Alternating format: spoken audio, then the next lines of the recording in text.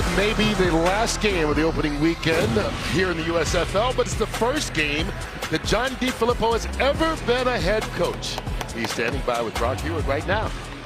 Yeah, it sure is, Kurt. He told me on the field just moments ago that it really doesn't matter the level, Coach, whether it's the low level of college or all the way to the Super Bowl. You have that same feeling in your gut. What is it? Anxiousness, getting ready to go, excitement. Whenever you open the season, it's always great to see what you have as your football team, and we're ready to go. First time as a head coach. Yeah. What will be important to you to process in that role? You know, just see the game from the 30,000-foot level and make sure you're managing all three phases of the game, and that's the most important part of the job. I appreciate it, Coach. Thanks. Kurt? All right, thanks a lot. Ray Horton in the same situation, trying to be maybe more of a CEO than a position coach or coordinator like both these guys have been in their past. Well, Ray Horton has just, he's been around football for so long, and he's a great player, obviously, 10 years with the Cowboys. And that's why I'm so excited for this game. I think both of these clubs are going to be improved from what they were a year ago. There you see the over-under is at 37.5, and the Breakers are favored by 4.5 as the light breeze blew the ball off the tee. And we're just about ready to kick things off. New Orleans did win the toss, but they deferred to the second half. So Matt Coughlin will kick it off. Trey Walker back deep for Pittsburgh. And this last game of the opening weekend is underway. Here's Walker. A little pitch there. Bailey, Gaither across midfield, and a good start for Pittsburgh. Well, there's a little razzle-dazzle to get us started. I love it. Being aggressive right out of the get-go. So here's the kick, and watch as Gaither's coming from your left side, and it's set up the entire way. Great job up front. Look at these guys stick on their blocks in front of Bailey Gaither, and then he turns it on, and they are set up with great field position now for their offense. And Kurt, this is an offense that struggled a year ago, and now they've got a new quarterback. James Morgan comes in and is the quarterback for the Pittsburgh Maulers. This is a guy that was highly successful at the college level, 4th-round draft pick of the New York Jets. All right, here we go. 20. Came out of Florida International and couldn't ask for a better place to start here. To the air, going deep, deflected, incomplete. Neville Clark going up and swatting that one away. Bailey Gaither, the intended receiver. Well, they're just going to Gaither the whole way here to open things up. This is really good coverage from Neville Clark. Watch as Clark is able to get some depth, and then he goes up high, tries to go up with one hand. Boy, it looked like he could have maybe come down with that if he got that second hand up there, but unable to get Gaither. It's Pittsburgh's trying to be aggressive early. All right, here we go. 5-0, 5-0, 5-0. Here we go. Hurry, set. Morgan to the air again, going the other way. Well, he's showing off his arm so far, but his 2 long incompletions. Trying to get Samson Nakua there. So James Morgan, 6'4", 230 pounds. Played his college ball at FIU. He also played a little bit at Bowling Green before that. Threw for over 3,000 yards at Bowling Green. Then had a highly productive career at FIU. Kurt, he threw for 5,200 yards and 40 touchdowns. So he can spin it a little bit, and he's a guy that is going to be called upon to spread it out on the outside. Bailey Gaither, Trey Walker, both guys that they'd like to get the ball to. They just need to get 10 yards here. To the air once again. Threw that a little bit short. Did he get both feet in? The officials are discussing, and they're calling it a catch. Trey Walker tap dancing along the sideline all the way inside the 20, and Walker is telling them to hurry up. It's a 23-yard gain. He wants them to get the snap off before they can review it. Yeah, because that left toe, we'll see if it came down. It did look like he got that toe down inbounds.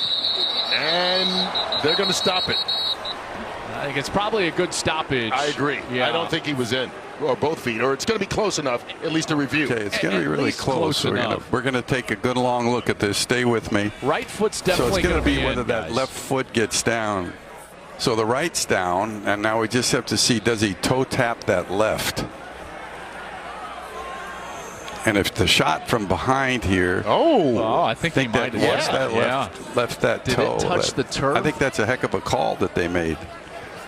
I think to me that's a heck of a call. I think that left toe does get down just on the ground. So, hey, heck of a call. We're going to stay with this as a catch. So the ruling on the field stands. You hear Mike Pereira back at our Rocket Mortgage Replay Center in Los Angeles, and that replay did show he got both feet down. Heck of a catch by Walker. It really was, because that ball, like you said initially, underthrown pretty severely and outside, and he was able to keep himself not only inbounds on the catch, but before he went up. So the presence of mind to stay in that area, go up, elevate, and bring it down. So now at the 18. Garrett Groshek, first carry of the game. And that was sniffed out right away by New Orleans. No chances. Jamon Brooks makes the tackle. There's yep, a little extra. And remember, these two teams had issues last year in their matchup. They actually had a big fight in which 3 players were ejected from the game. So a little of that floating into this season. That was Matt Seibert at the bottom there. He's a tight end from Michigan State. This Pittsburgh team, last year they really wanted to feature the run game. This year I feel like they want to be a little bit more basketball on grass. Get the ball out in space to their playmakers. And right here, empty backfield, 5 quick wide receivers. Morgan zips that one over the middle. And it's going to fall incomplete. Just a little bit too much on it. Dwayne Carey, the intended receiver. And that ball looked like it was tipped at the line of scrimmage. Yeah, I think that rush got going a little bit right in the interior. And as they were trying to throw this little short slant over the middle of the field, yeah, absolutely. Great job by the defensive line. Getting a hand up there. I think that was Fernandez, if I'm not mistaken. Gerard Fernandez, he's an all-USFL returner for this New Orleans team. And Kurt, remember, this New Orleans defense, they were the best defense in the league last year. Gave up the fewest points. They're having 0 success running the football. That's Groshek again. Stopped for a loss of 1 the first time. This time picks up 1. Hey, Brock, isn't that one you'd love as a quarterback to be able to check out of? Because that was not the look for a draw. You had double A-gap blitz from the linebackers. That has to be a check. I love the aggressiveness early, right, to take those shots, the little reverse after a tough stumbling season a year ago offensively. But that was a hyper-conservative, as some would like to say, 3rd and 11 call. Here's Nathan Hurlahigh on attempted from 37 yards out. And Hurlahigh's first kick in the USFL goes through. So Pittsburgh comes out rather aggressive. And they get on the scoreboard first, taking a 3-0 lead in the early going of this season opener.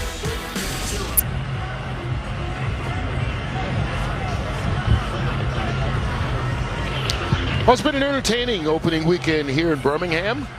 Yesterday, the defending champion Birmingham Stallions won their opener. They looked good, didn't they? They really did. They looked like defending champions. They did. They looked like they playing exactly like they did at the end of the year. You know, it didn't matter who was the quarterback, whether it was Jay Marr or Alex Magoo, but it was really that defense, Kurt. That defense, boy, they were flying around last night. And now Pittsburgh has gotten off to a quick start. They lead it 3-0. New Orleans will touch it for the first time. Here's Johnny Dixon back to take the kick. One of the good things we see are kick returns are back in the game as Dixon bounces that one outside. Getting out near midfield. And boy, kicking this ball off from the 20-yard line really gives these quarterbacks good starting field position, as McLeod Bethel-Thompson will try and take advantage of here. That's right. I don't know if I want to start with like baby Fitzpatrick just yet, but McLeod Bethel-Thompson is a guy that has played a ton of football. 13,000 passing yards in the CFL with 70 touchdowns. 2-time Grey Cup champion. This is a veteran's veteran. He understands the game. He understands offense. He processes information really quickly on the field. One thing I am interested in, and Brock, I love your insight as we continue here tonight, is moving from the Canadian game back to the American game. And the difference in field size and the motion and all the defenses that are a little bit different, that's going to be adjustment for McLeod Bethel-Thompson. Advantage of an extra down, but the game, as he said, a whole lot tighter than what he had up in the CFL. Go ahead. Well, he'll start at his own 46-yard line, empty backfield. And And he'll throw a pass on his first play. Sage Surratt, his tight end, makes the reception. And one of the reasons that McLeod Bethel Thompson wanted to play here in the USFL, get back to the States, was to get back to his family. His wife is a writer for Marvel, had been based in Atlanta, and he was in Canada and said it was time for him to get home. It was too tough, on a family. I think all of us can understand that. And so now the family is all here in Birmingham and watching him play the game he loves. Anthony Jones on second and short.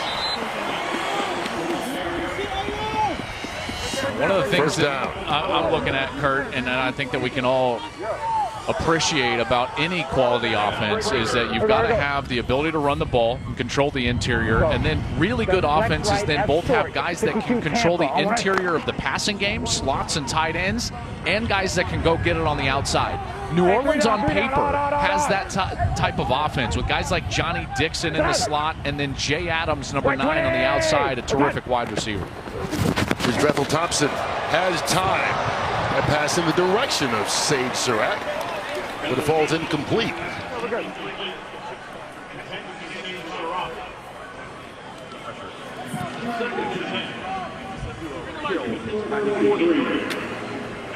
I got nothing. I got nothing. Doesn't have the audio in his helmet. 97 duo, kill, 99 lead off the ledge. There you go, you got 16 seconds. Trips left, 97 duo, kill, 99 4. Come on. Oh, hey. Huddle. You gotta burn it. They're going to use a timeout here as the play clock gets down inside 5 seconds. I got nothing. You can say he's having audio trouble with his helmet. Yeah. They're first. You got me now? 30 seconds. I didn't hear the kill. That's okay. That's okay. You're good. Hey, here's what we're gonna do. We're gonna go trips right. We're gonna go trips left. 97 duo, kill 99 lead. Yeah. Okay, off the nickel edge pressure. Okay. I'm sorry. Right. I'm sorry. I'm laughing because he's hiding his mouth, but he's got a microphone. Exactly. I'm like, DiFilippo has to learn. Everybody can hear you, so you don't need to cover your mouth. Did you see that? Sorry. Habits are hard to break. Exactly. And he looked right at our camera too, didn't he? Like, But you know what you got here, Joel, is I bet a call he never had in the CFL, right? These kill plays. Yep. It's a run play that can kill to a different play, a lot more verbiage, a lot more check with me than I think he had up in Canada. So they get all lined up. Anthony Jones stopped right at the line of scrimmage.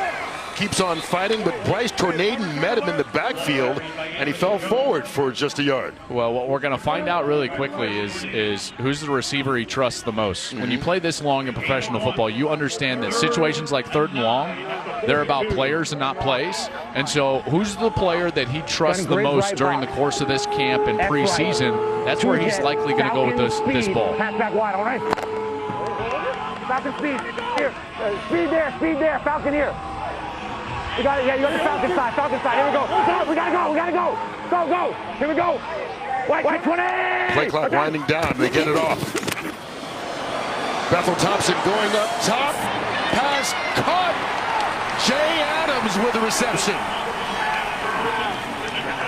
Their biggest receiver comes up with their biggest play, 37 yards. And that's the guy he trusts. And so here we go. We're going to get that fade going on down this right side of your screen. They cross the action, and then he takes off right inside of the corner. And I thought that was a good ball because you're just trying to give your wide receiver a chance. Jay Adams is 6'3", 220 pounds, and he goes up and makes a nice catch.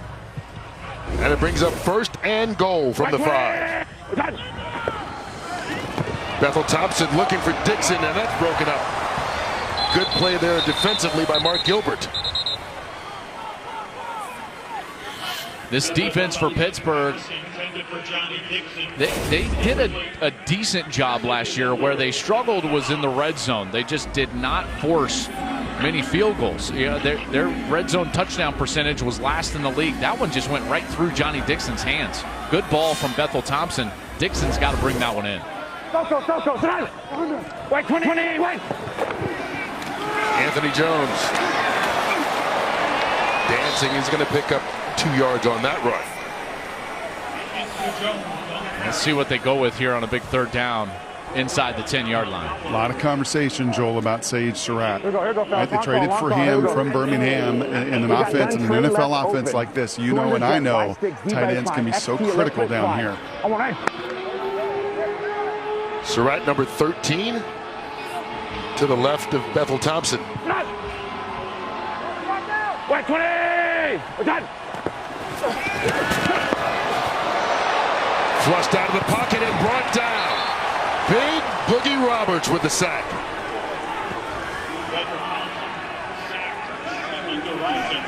This is exactly what Boogie told us that they needed to improve on, was that pressure. And he thought that he could provide that pressure from the inside. That's a mismatch, first of all. Boogie Roberts was being blocked, guys, by Anthony Jones, the running back. And he just quickly slapped by him and was in the backfield tripping up Bethel Thompson and gets a big sack there for the Maulers.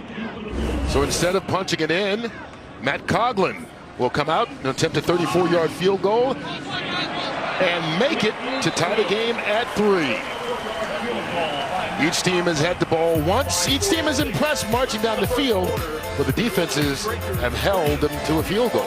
Well, as we celebrate kicking off a new season of the USFL, it's a great opportunity for us to look back at some of the rich history of this league and some of the big names that came out of the USFL, had NFL success, and find themselves in the Pro Football Hall of Fame. Guys like Jim Kelly, Reggie White, Steve Young, Herschel Walker also. When he signed out of the University of Georgia, that was a huge deal. And now it's time for the next generation. Cavante Turpin, the big star last year, MVP of the league, wound up signing with the Dallas Cowboys and made the Pro Bowl as the All-Pro kick returner as well. Speaking of kick returns, here's Trey Walker. And he's tripped up, ball came out as he went down. Looks as though Pittsburgh recovered. Wes Hills knocked that ball out. Trey Walker fumbled, Eli Walker recovered. Here's another look. Yeah.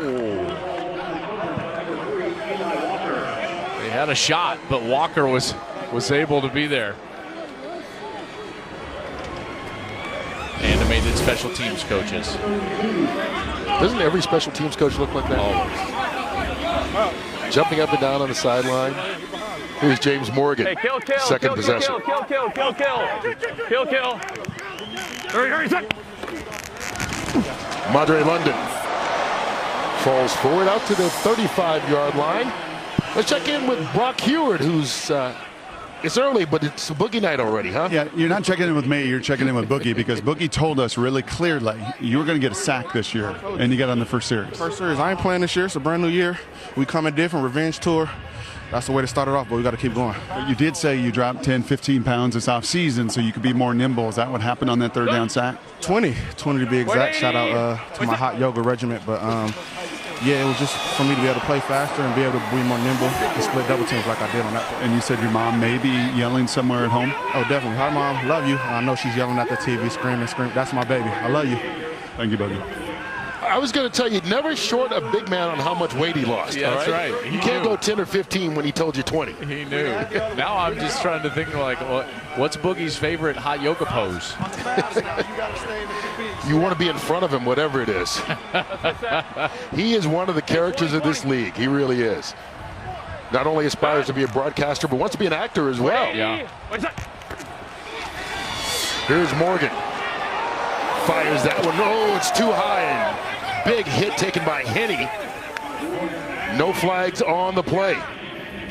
And that's going to bring up a punting situation. It'll be 3 and out for Pittsburgh. Well, they get what they want in terms of getting kind of free access on the outside, and they're going to be able to attack that flat out there from the slot. He ran a great route. That ball has just got to be down on the frame. As quarterbacks, we'll say, like, frame him up. And you can see in the back end, Morgan couldn't really step into and follow through because of that pressure provided in the backfield. You know what's interesting? Morgan's only 1 for 6 to start this game, but he's had open receivers. That ball was deflected on the punt by Shaheed Salmon. And so more good field position to start off a drive. Salmon getting his hand on that one, and it'll be great for New Orleans. on Fox. Hey, kill! Starting at the 45 of Pittsburgh. White 20! Bethel Thompson with a play fake. Steps up. Throws high, and Jay Adams goes up, can't hold it in. And there's a flag down in the secondary.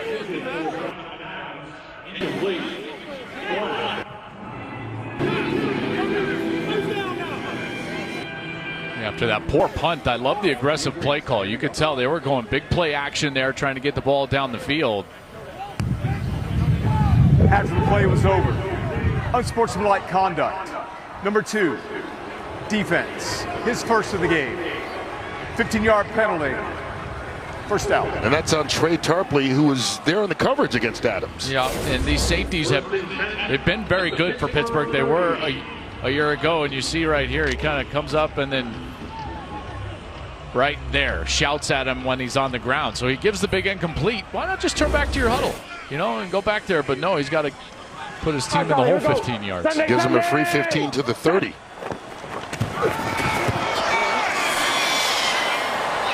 Anthony Jones dancing around, and here's a look at the rest of the starting lineup for New Orleans. Well, this offensive line is a bit, well, I'll just say suspect, and they need them to improve from what they were a year ago. They do have some returning starters. What they do have is really good talent on the outside. Now, they're trying to replace last year's leading rusher in the USFL, Jordan Ellis. You can clearly see that Anthony Jones is going to be that guy, but it's really about Johnny Dixon, Jay Adams, and Sage Surratt. Those are the guys that they want to target in the passing game. And Dixon and Adams are out right now.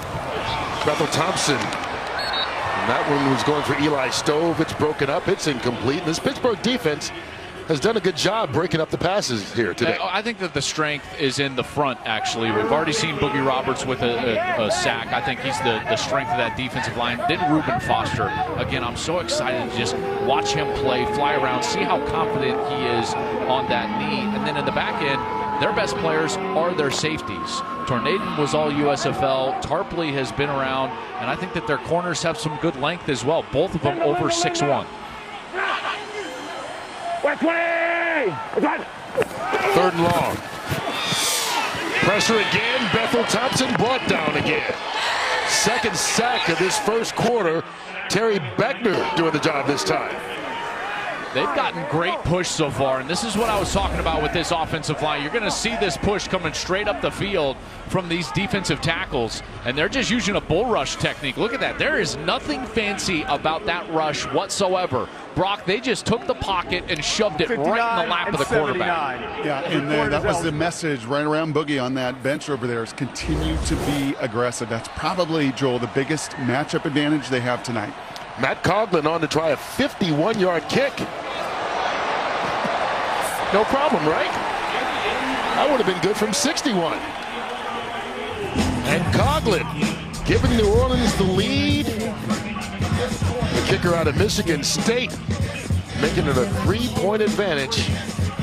There's still a lot of time to go here. After having all 8 teams here in Birmingham last season, the USFL has expanded to 4 hub cities, each hosting 2 teams. You've got Birmingham that has the Stallions in New Orleans, Memphis, the Showboats and the Gamblers, Detroit, the Michigan Panthers and Philadelphia Stars, and the New Jersey Generals and Pittsburgh Maulers call the Pro Football Hall of Fame in Canton, Ohio, their home.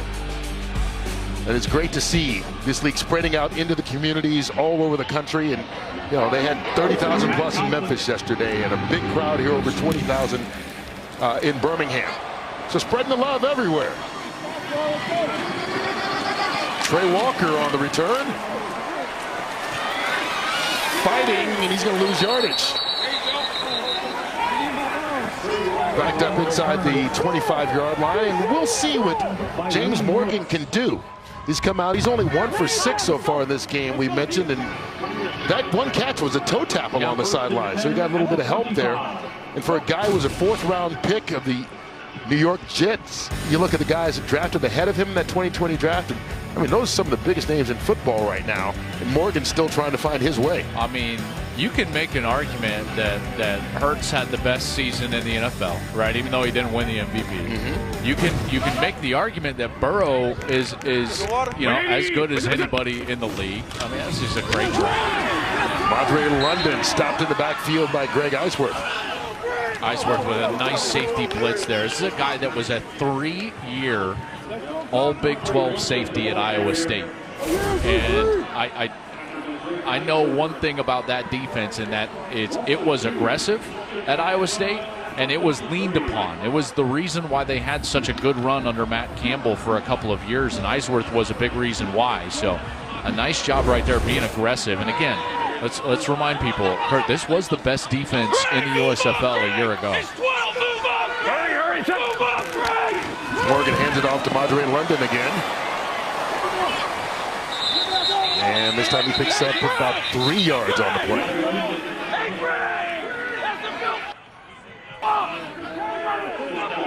Brings up another third down as the clock winds down in the final seconds of this first quarter. He's been.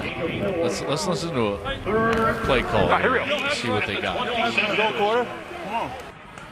Go for it, go for it, go for it, go for it. All right, so they're going to go quarter. As we get set for this third down during the commercial break, if I was James Morgan's coach, I would tell him, hey, you've missed 3 or 4 times high. That's the end of the first quarter. quarter. Make sure you frame up this receiver on third down.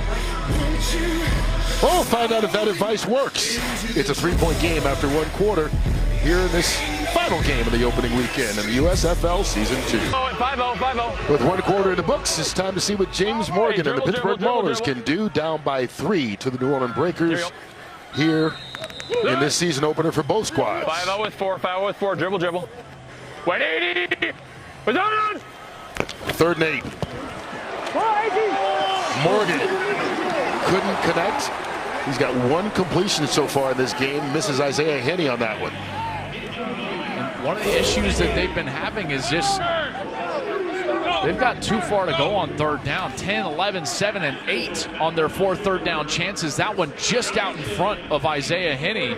And that ball, you can see, it is a bit breezy here today. And I would say that, like, James Morgan, and this is not a knock because you can be a good quarterback without throwing a tight spiral. But when you don't throw a tight spiral, Brock, as you know, not because you didn't, I'm just saying, like, as you know, as a quarterback, when it gets breezy and you don't throw it tight, that ball can get waffled around quite a bit. We got a flag. The play clock wind down? Prior to the expiration of the play clock, timeout. Pittsburgh. How do you have the play clock wind down on a punt? Well, they brought the timeout so it didn't officially. No one's used to looking at the play clock on the punt team. You know, it actually happens more than you would think. So you think of a field goal unit, a PAT unit, all right, the kicking unit, or a punt team.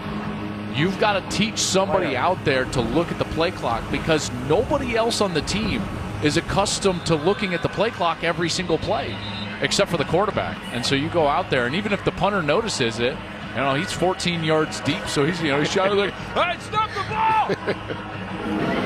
Well, they didn't get a violation because they did use a timeout. So now we'll just pretend it didn't happen. They have 1 fewer timeout, and we'll line up and punt. Matt Mengel. Booming kick. Backs Johnny Dixon up.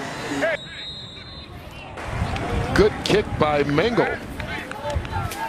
Well, we mentioned this is the final game of the opening weekend here in the USFL, and you take a look at some of the stars of this opening weekend so far. Case Cook has picked up where he left off. Remember, he led Philadelphia to that championship game before getting hurt, comes back. He throws for 212 yards and 3 touchdowns. Alex Magoo came in off the bench and was terrific in the second half, provided a real spark for the Stallions in their win. And how about Josh Love? I mean, 18 to 20. That is playing some absolute football. And Alex Magoo, how about in the stands? Classic Stallions hat on. I like that hat. Yeah. I'll tell you what, Anthony Jones doesn't like the way their run game's going right now. I mean, he almost has no running room. Dale Warren met him right at the line of scrimmage this time. Brock already touched on it, but the mismatch right now on the field is that the front 7 of Pittsburgh is more dominant than the offensive line right now for New Orleans. those guys up front are winning the battle. Boogie Roberts up front, number 8. Reuben Foster, number 10. These guys are doing a great job up front. Look at the slot. We go, white 20! What's that? Bethel Thompson under pressure and sacked again. Thrown to the ground by Olive Sangapolu. 3rd sack of this first half. Well, this mismatch may not be the word for what's going on right now. They're just dominating right now. He lined up at the from the defensive perspective, that right tackle spot, number 94. Good swim move inside of the guard, and then he gets upfield right away, right into the face of McLeod Bethel Thompson, and it's another sack for Pittsburgh. This defensive line right now is dominating the game so far. And it seems it's all coming right up the middle, too. 3rd and 19. More pressure. Bethel Thompson rolls out, can't find a receiver, and winds up throwing it out of bounds, and there's a flag, and that may be for a late hit. It didn't look late. I think that he's got linemen downfield, actually.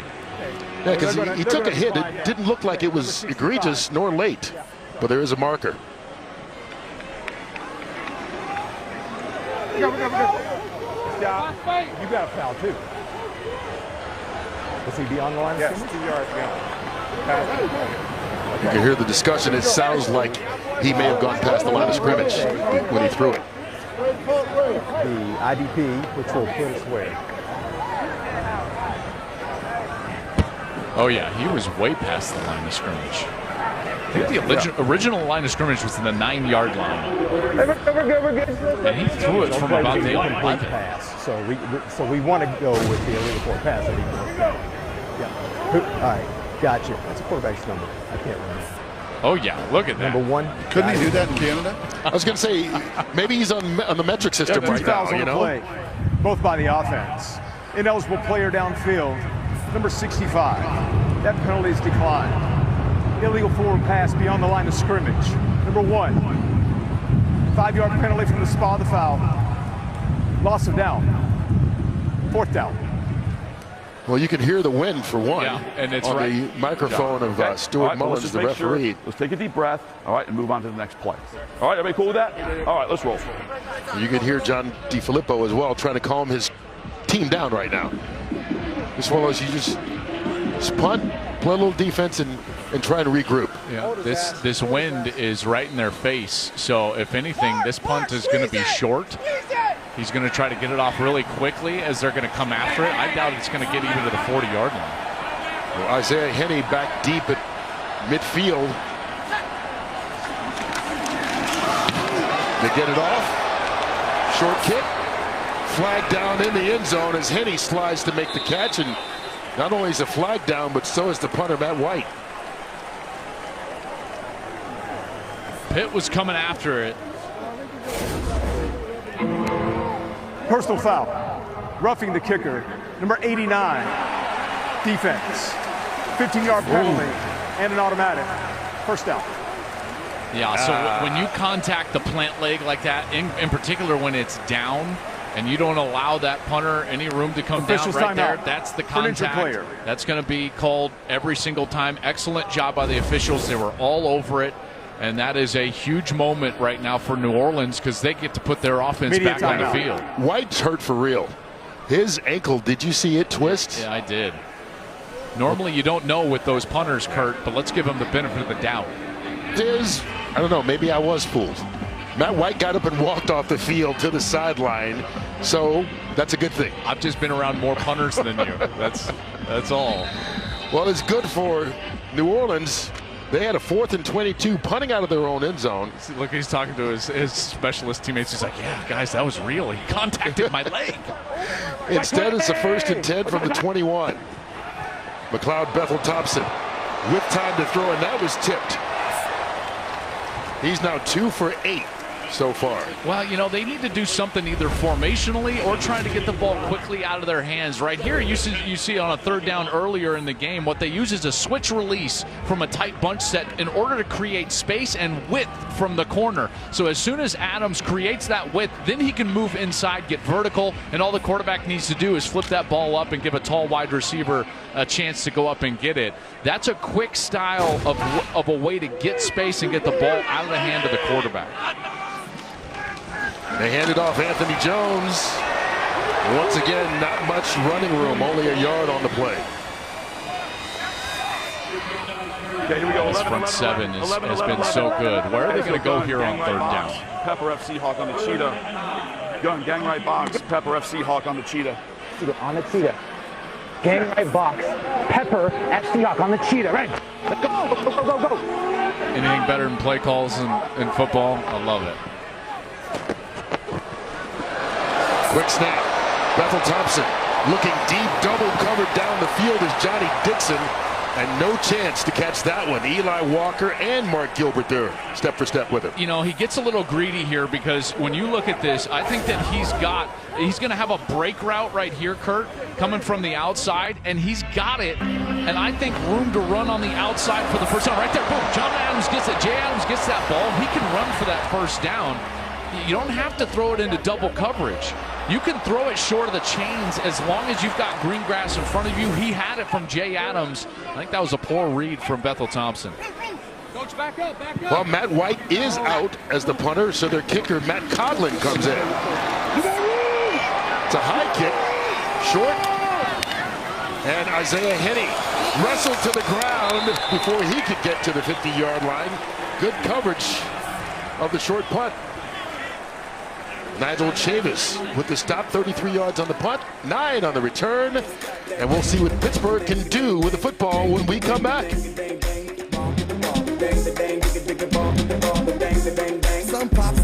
Goal on its opening possession. Since then, it's been one New Orleans field goal, and that's it. 6-3 right now, 10.5 to go here in the second quarter. New quarterback coming in for the Pittsburgh Maulers, Troy Williams, out of Utah. He replaces James Morgan, and he gets pressured right away. Nowhere to go as Jordan Brailford was in his face. Well, Jordan Brailford is a new face. Played his college ball at Oklahoma State. Watch this, he's just not fooled by this play action. So they're going to try to get play action going this way. Guess what? He's not fooled at all. Brailford's right in his face. Does a great job of providing the pressure right away, and all Williams can do is try to throw that ball away. He's actually lucky that ball didn't get picked off. Troy Williams finished up his last 2 years at Utah.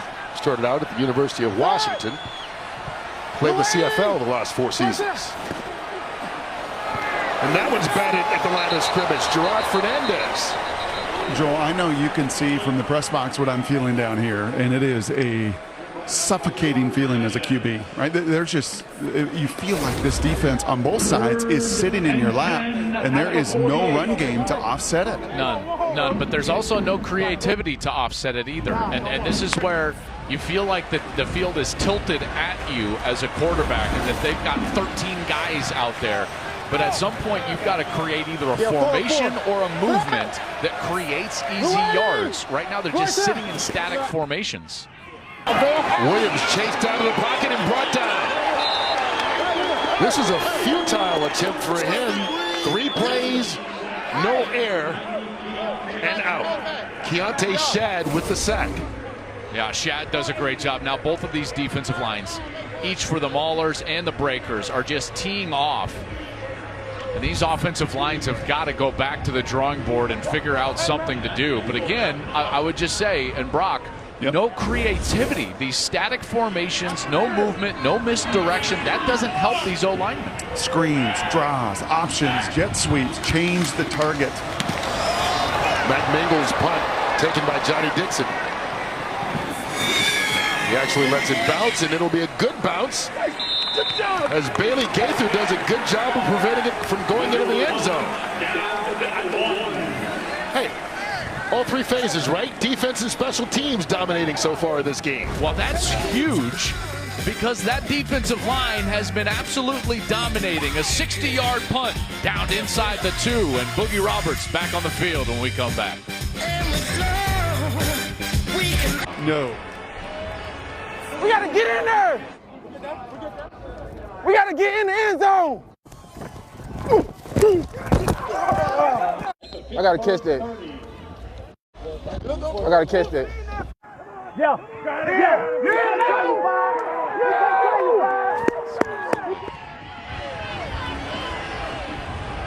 You know, so often when you do these games, people celebrate, oh, that score got the over. Well, what about the people who like the under? This is their kind of game. If you like the under, this game is for you. And this may help it. We got it. Insult to Full injury start. right here. Little. Number 13, offense. Half the distance to the goal. First down. You get a false start from the 2-yard line. I was interested. There you go. The under's 37.5, and if you took it, you're probably feeling pretty comfortable right now. Until now that you mentioned it, and everyone that took it was like, oh, geez. Exactly.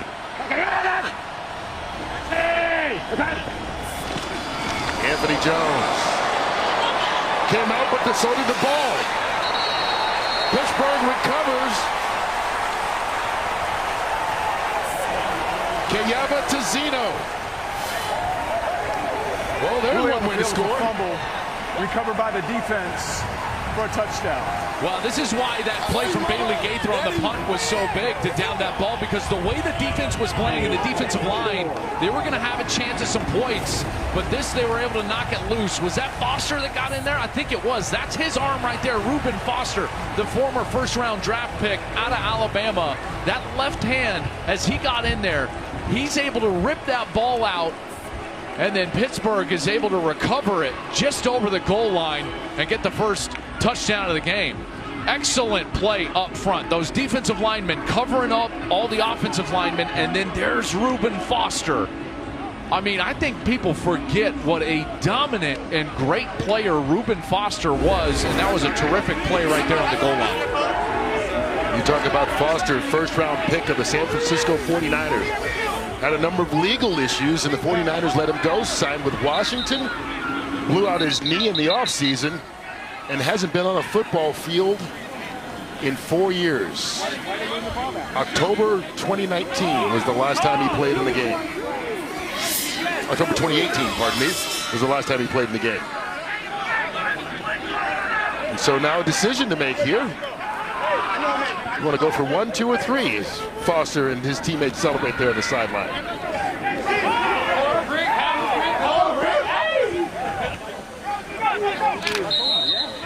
And they're lining up to go for 2. Oh, wait, hold on. And we're making 11-6, so I don't know why. Madre London diving, and he doesn't get it. Well, an interesting decision. They decide to go for 2 rather than kick the extra point, and they don't get it. What's the difference between 4 and 5, right? Right.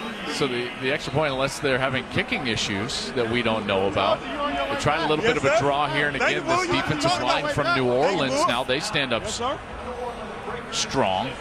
And you also keep it a field goal game rather than making it a touchdown needed to take the lead. I mean, maybe the over-under gods were just mad that you jinxed them, and so they're just trying to keep the points off the board, maybe.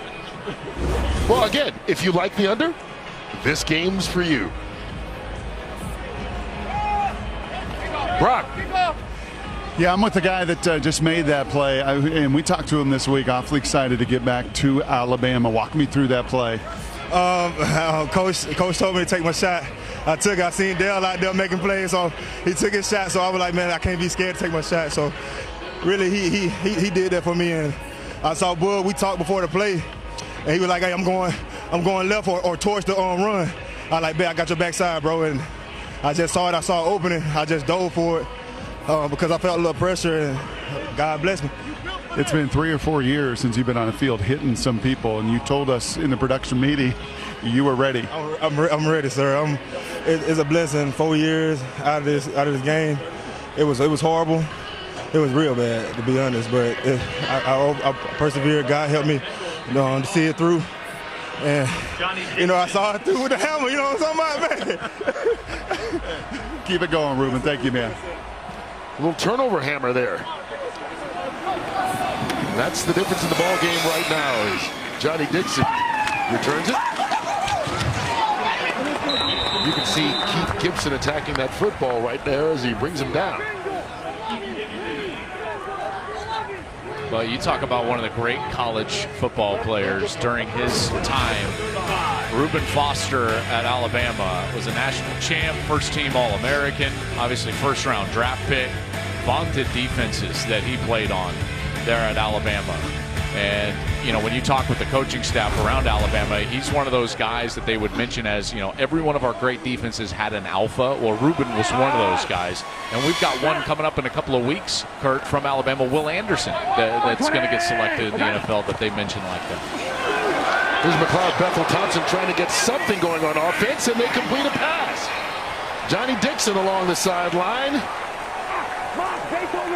Ran a very good route at the completion, and it gives him a first down. Well, what I love about this is that they had a little bit of a movement in the pocket, a little play action, and then he was able to get on the outside and get out there. Now they're bringing it back. I don't know if they're going to give this to him because I don't think he got that second foot down. There's that right foot. Great camera work by our guys. He did not get that second foot down in bounds. So a nice play call. Gun trips right open. Let's go 3-jet Plunkett X shallow.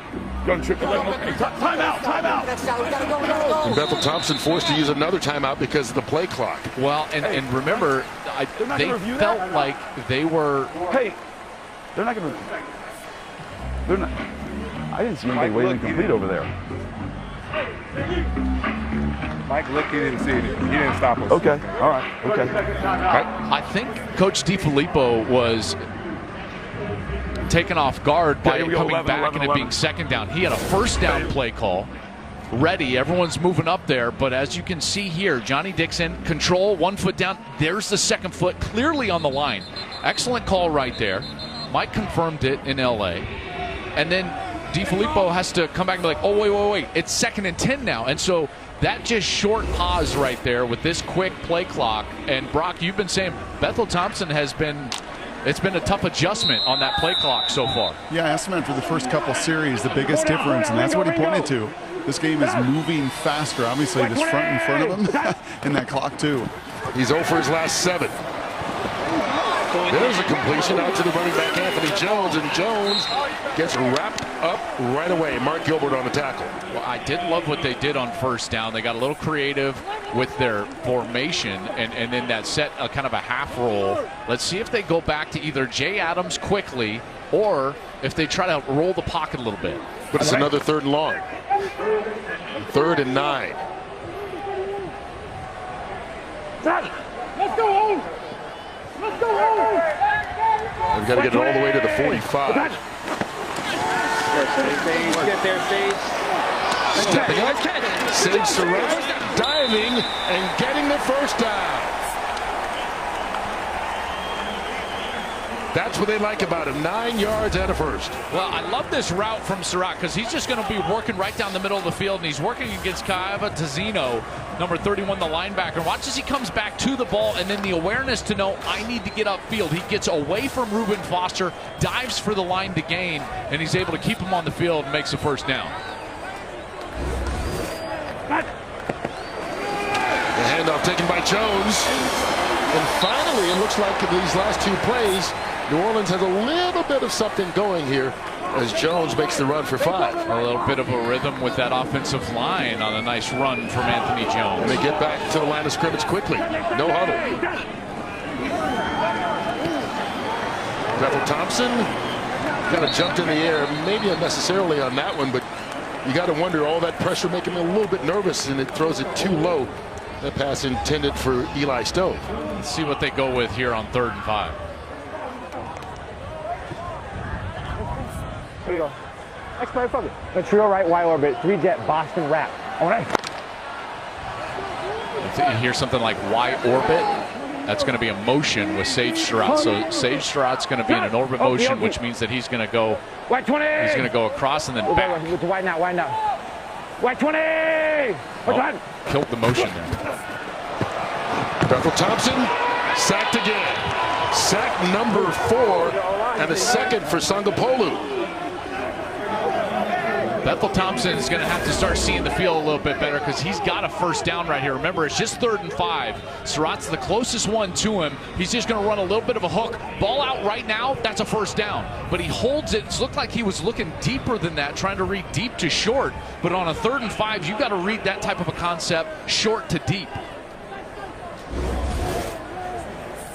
And so the kicker, Matt Coughlin, still in to punt after the injured ankle of Matt White. Isaiah Henney makes the fair catch. Well, 4:38 left to go here in this first half. The Maulers trying to hang on, maybe add to the lead. We'll see. Well, this is the first game as a head coach at any level for Ray Horton. He leads the Pittsburgh Maulers, who lead the New Orleans Breakers right now. And what a career he had. 10 years as a player in the National Football League as defensive back. Won a Super Bowl with the Dallas Cowboys. Also played with the Cincinnati Bengals. And then 24 years as a head coach, winning 2 Super Bowls with the Steelers. One with Bill Cowher and one with Mike Tomlin. And now he gets an opportunity to run things from the sideline here in the USFL. Trey Walker with the completion. And one of the things that Ray Horton talked to us about it. He plans on taking a little bit from everybody he worked with. Jimmy Johnson, who's his head coach in Dallas. We talked about Cowher. We talked about Tomlin. So many different influences as he gets an opportunity here. And I know, we asked him straight up, like, well, what made you want this opportunity? And he said, my son. My son, Jaron, is the defensive coordinator for Pittsburgh here. And a chance to be around him on the same staff as him and help him out. And I think that was very cool. And there's Jaron over there with the hat on. I tell you, that's one of those things where my dad was a coach, and I loved being around him and his teams, and I can't even imagine what it would have been like to coach with him. So a very special moment for the Hortons. And you see it all over the NFL. Lots of head coaches whose sons are on the staff. That ball bent in the air and intercepted. Gerard Fernandez, now they're going to say, are they going to call it an incompletion now? That close, but it was deflected, and it'll be 3 and out for Pittsburgh. Well, they're trying to get these short throws, and I like it, right? Because why? The defensive line has been so dominant. So they're trying to get a little RPO right here, and Williams just throws it behind Henney. Henney played his college ball at Sac State. Now he's only 5'7", 171, so it's not a big target. But even still, and I understand too, that's a tough throw because you see how Williams had to drop down and kind of find the alley there, and it was just behind him, and they'll punt it away. Johnny Dixon waving everybody off. Ball will bounce out of bounds. They'll spot it at the 35. Well, the 2023 USFL season continues next weekend. Saturday, the Memphis Showboats take on the defending champion Birmingham Stallions. That's at 7 o'clock Eastern on Fox. And then on Sunday, you'll see the Michigan Panthers take on Case Cookus and the Philadelphia Stars. That's also at 7 Eastern. It'll be on FS1. Well, this Pittsburgh offense hasn't done much today. However, they've got the lead, which is not something that they had a lot near halftime a year ago. They were down in 8 of their 10 ball games at halftime. Here they are with a 9-6 lead and that dominant defense back on the field. New Orleans has brought in a 6th offensive lineman. See if that helps the protection. And Bethel Thompson threw that too low for Anthony Jones, but he did have time. Finally got a little play action, a little time, and then the quarterback didn't execute. And you have to wonder right now if the game is moving fast for McLeod Bethel Thompson. That's the way it feels. His feet feel fast in the pocket. He's not throwing it to that first man of the progression on the last 3rd down. That one is thrown a little bit short. McLeod Bethel Thompson just has to relax. Try to relax, play some football in rhythm. Now sidearms that one, and it's broken up. Keith Gibson. He's looking over to his left immediately right here. And then he's got to go all the way back to his right. Okay, so he wants something right on the left, right across the middle. He doesn't have it, so now he's got to come back all the way to Johnny Dixon. But that's just an excellent defensive play right there. You know, you look at Keith Gibson coming all the way over the top, avoiding contact and batting that ball away. 3rd and 10. Seemed like that's been about every 3rd down tonight. He's got a man, Johnny Dixon. Completes it not only for the 1st down, but takes it into Pittsburgh territory. Big completion made there by Bethel Thompson of 27 yards. Watch on the throw, and you see this area that he's going to throw the ball into, and this is a beautiful throw in rhythm. You see right there, he's got that rhythm, and he's got that hole that he gets that ball into, kind of a layered ball over the linebackers in front of the safeties. Pump fake, looking up top, and there was some contact that'll draw a flag. I think Lee Morris was the intended receiver. Mark Gilbert bumped into him, and he'll draw a penalty. Well, as a receiver, obviously. I got you. But you got DP out number 3. Watch as this is a double move. They're trying to get Dixon on the outside, and Gilbert, who bit completely on the first move, just made contact. Probably a good foul. Because if he's beat that bad, that one might wind up in the end zone. So we'll spot the ball at the 30. What's coming to my mind, Joel, is what McLeod told us a bunch. Emotional maturity. Emotional maturity. Emotional maturity. At 34, all that he's been around, and I think you're seeing that on this drive, flushing the bad, moving to the next.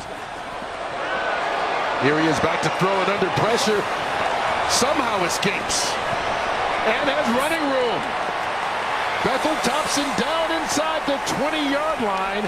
Terry Beckner just kind of flew over the top of him. He did. Nice duck right there. Again, pressure from this Maulers defensive line. They're trying to get a big play action going right here and set up and get the ball down the field. But Beckner gets a win right away. And Bethel Thompson gets away and shows some speed. I didn't think he had that, guys. I didn't think he had that type of speed. Now at the 18. 20! He's doing it for all the old men, right? At the age of 34. Here's Anthony Jones out of the backfield, down to the 5.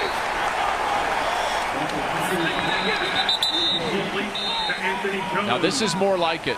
This is more like it. You've got a running back that wins right away in the flat. He gets the ball right away. When you get timing and ball placement out in front, what do you get? Yards after the catch. McLeod Bethel Thompson, he's settling down, and the Breakers are knocking on the doorstep.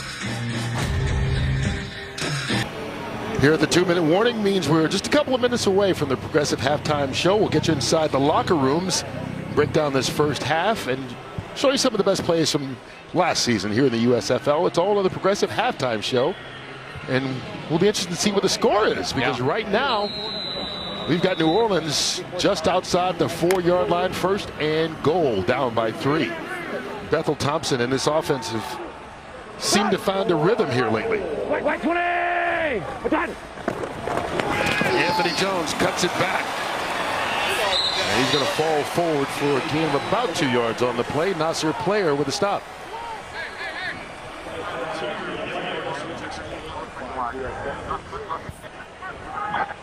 Here we go, long call, long call. Gun twins left, close step. 200 jet, Z Mario switch, X.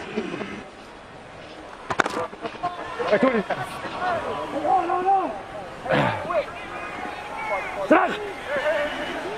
Wait, 21! Here's Bethel Thompson looking left. He's got Surratt and he drops it. Surratt was open and couldn't haul it in. Did a great job with the formation. They got the matchup that they wanted. He's wide open, gets the ball, and he just drops it. And watch it. McLeod Bethel Thompson, his wife can't believe it. He's like, my husband cannot throw the ball. I knew you were going to go there. I knew you were going to go there. Don't do that. Stop it. Don't be bad. Lots of shifts here. 20! On 3rd and goal. Pressure. Bethel Thompson throws in the direction of Morris. It falls incomplete thanks to Bryce Tornaden. Good pressure right in the face of Bethel Thompson. Now he gets what he wants here. He gets a little bit of a lane on that right side, but look at the defense. Excellent defense right there. Tornaden comes over and just bats that ball away. And they're able to force New Orleans into this kicking opportunity, and she can't believe it. So it'll be a 21-yard field goal attempt. And Coughlin gets it. Well, they had first and goal from the 4-yard line. They settle for 3, and it ties the game at 9 apiece with 1:16 left to go here in this first half. There you saw Brock Hewitt on the sideline working both teams. Up at the broadcast booth, Kurt Menefee along with Joel Klatt. You know, we've seen some inconsistent play by both these quarterbacks, yet both their teams are still in it. Well, to back them up a little bit, I would say that the inconsistencies have been largely due to the opposing defensive line. You know, those defensive lines for each of these teams have been really good. But in the last couple of series, what we have seen is both the play callers and the quarterbacks and each offensive line settle into a bit of a rhythm. And I think if that can continue a little bit in the second half, we're going to see a few more points. But that's exactly what you want to see late in the second quarter is some of those adjustments. Remember, this is the first game for these guys, right? So you've got to iron out some of those kinks in the opening series and get the things that you like. Some of the things that have worked, Kurt, are changing the pocket, getting to play action, helping those offensive linemen out so that they're not just sitting there having to block and drop back pass situations. 1:16 left to go on the clock officially, and keep in mind inside 2 minutes the play clock will stop after first downs until they realign the ball. Trey Walker. And he's wrapped up right at the 36-yard line. Brock. Yeah, Kurt, Bethel's checking all these plays out. Just talk to me about this first half. You told our crew emotional maturity, right? Is it coming to play? That's for me too, right? That's for me too. No one's perfect right now. When a Ferrari doesn't have the right gasoline in it, it can look a little sputtery. So once we're really close, you know, we're really not far away. It can look sloppy on television, maybe it's not. Who knows? But we're very, very close. How are you feeling like you're seeing the game in the field? Oh yeah, seeing it great. You know, it's just about execution, having the right people in the right spot, and me delivering the ball to the right person. You know, it's a simple game, but it's 11 bodies moving in one. It's not easy to be done, and when it's moving well, it's beautiful. When it's a little bit sticky, it can get ugly at times. And did you sign up for 4 sacks in the first 30 minutes? Oh yeah, it's great. I love getting hit. You know, it's part of the game, and obviously I want to be able to get the ball out sooner and not put my team in bad positions. But that's part of it, and we're learning go. We got 2 more quarters to go here. I appreciate it. Thank you. All right, while you were talking there, Dwayne Gary had a 31-yard run for Pittsburgh. It gets them to the 33 of New Orleans. And just out of nowhere, a huge hole opens up. And maybe New Orleans was taken off guard that they were running the ball here in this situation, but their biggest run of the day sets them up here in scoring territory. They had 25 yards of total offense before that. And this one caught by the big tight end, Artavius Lynn. No nameplate on his jersey, but that is him. I like that rhythm, right? You see that quick passing game, good decision from Troy Williams. He got the ball out quickly to his tight end, and now the Maulers moving it down the field. Pick up a 4. Still plenty of time, 2 timeouts. Hey, easy. Hey, LA muscle. LA. To that. You're waiting. Right to that. Roshek. And the former Wisconsin running back takes it down to the 35-yard line. An audible like that, I automatically just take the simplest thing, like LA meaning like L left, and muscle meaning like strong run, you know, like something like that. So it's like, hey, I'm checking to LA muscle, which is a run play on the left. Check. Two jet. 2 jets of protection. Hey, easy. Here we go. Hey. Right here. Signaling the route. Taking a lot of time. Yep. You ready? Right to that. Going to the right side. A little hand fighting down the sideline. Trey Walker and Neville Clark going at it. No flags and an incompletion. I've been impressed with Neville Clark so far today. 6'1", 187 pounds out of Central Florida, and we've seen him a couple of times be step for step in coverage, and this is the length. He does a great job. Look at him pacing, and then he gets his hands on the wide receiver and tracks him all the way into the sideline. 43 yards. So Nathan Herlahai will come on and try a 43-yard kick to give the Maulers the lead.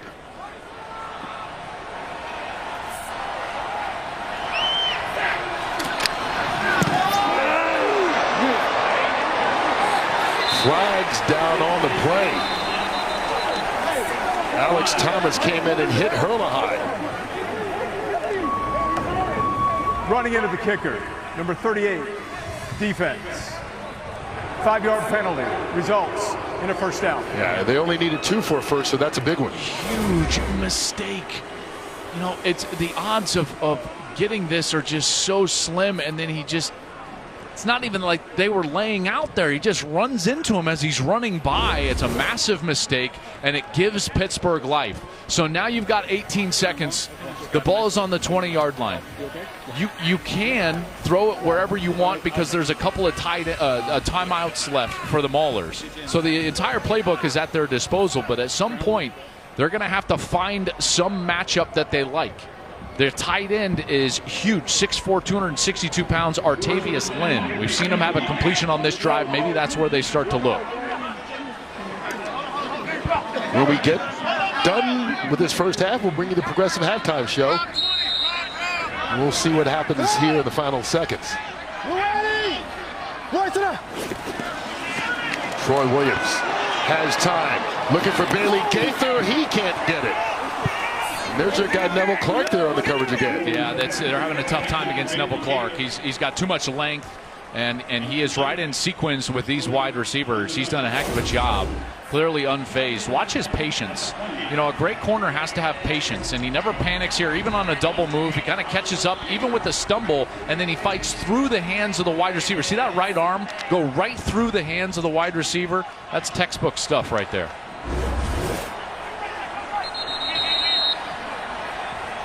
Pittsburgh using one of its 2 timeouts. Timeout. Pittsburgh. Their second. 2-jet wide drive twist. 30 seconds. There you go. Double left. Troy Williams will go over the sideline. We don't have a kicker right now, so we're going to go for it. Okay. Oh, you hear that? So they don't have a kicker right now. So these have got to start going into the end zone or close to it.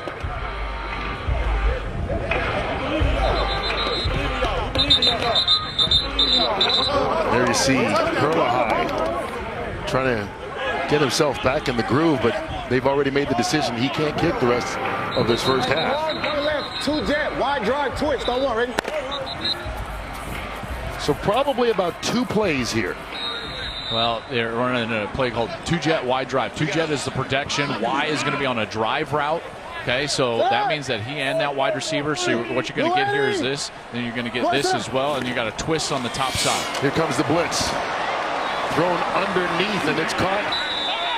And that's the tight end, Lynn. Clock keeps going down to 3, 2, 1. They got the timeout just before it hit 0.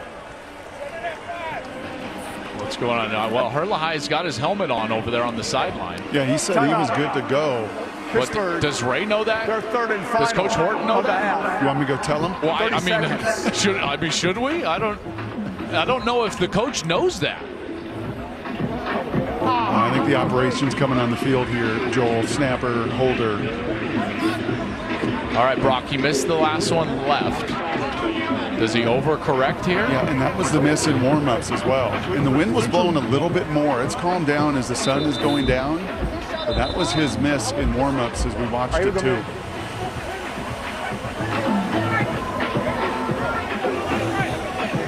Right hash, the natural tendency is to want to draw it. Everybody report. Everybody All right, report. Hurlahide says he's good from 34 yards out for the lead.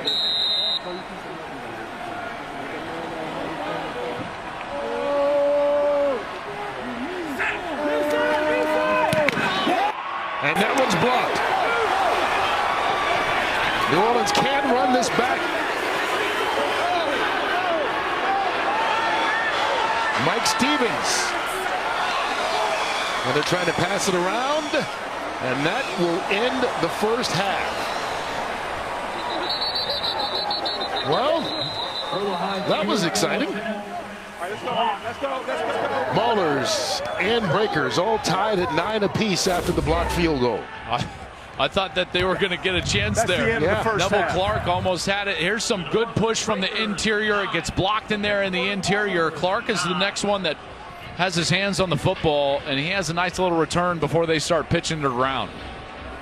That's a good job by that defense, though. That defensive line getting those hands up, preventing the score after a nice 2-minute series from that Maulers offense. Well, the over-under was 37.5. We're just about halfway there we go. At halftime. 18 points scored so far, and it's all even at 9 apiece. Time for tonight's big move, brought to you by Pods. It was that special teams play by Bailey Gaither that backed New Orleans up. And after a penalty, they were the 1-yard line. Reuben Foster forced a fumble. Tizino recovered it. And that's the only touchdown of the first half so far. We'll be back with the Progressive Halftime Show from Birmingham, where the Breakers and Maulers are all knotted up.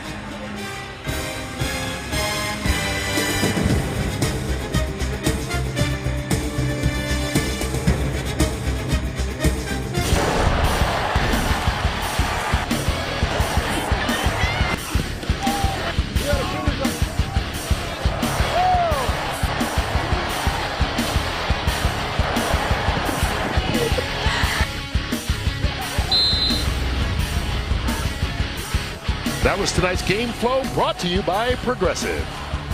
Before we kick off the third quarter, let's check in with Brock Heward, who's with the Maulers head coach. First 30 minutes of your life as a head coach. What was it? Well, they often say it's like kissing your sister, or in this case, maybe your wife's sister. Neither one is good. So, it's 9-9 defensive game, and we always talk about the invention of the wheel being a great revolutionary thing, but the axle is what really defined what the wheel is. I told our guys, somebody's going to be the wheel and somebody's going to be the axle. I want the guy that's going to be the axle and win the game for us. I appreciate it. Thanks, Coach. Look, I don't have a sister, but I know the kind of trouble you can get in if you kiss your wife's sister. Let's just... Wait, you do? No, well, I'm saying I know what... Maybe I should rephrase that. I'm aware of what type of trouble it You can imagine. You can imagine. I can imagine. What just happened? What just happened? I don't know. It's crazy. All right. Let's move on. I'm sorry, Kurt. Ray didn't mean it. I didn't mean it. Whatever. It's tied. That's what the bottom line is. 9-9 right now. It's the axle and the wheel. Yeah, there we go. That's what I heard. He's colorful. And both these defenses really played well today. They really did. Defensive line, that's been the story of the game. And Brock, I think if I was the offensive play callers and quarterbacks, I would be thinking of everything I could do for play calls, designs that take my offensive line out of the equation. Yes. All the screens and misdirection that I can get is where I would want to go offensively. Joel, you have to get both of these defenses. They're the ones dictating. Right? And as an offense, it is your job to make them react to you, whether that's tempo, whether that's movement, screens. There is plenty of ammunition, plenty of tools in the tool bag to handle defensive lines and dominant ones. We'll see the adjustments they made at halftime. New Orleans came out of the locker room late. They're just running on the field. They just got their 11th man out. There's a little confusion by the Breakers to start this half, and it all winds up being for naught. As the kickoff goes into the end zone, Perla High looks to be okay, and we'll get McLeod Bethel Thompson back in the game. 6 of 19 in that first half, but got into a little bit of a rhythm the later the half got. Yeah, I thought his last couple of series were his best couple of series, which is understandable. Here we go. Gun trip side open, 353 stag.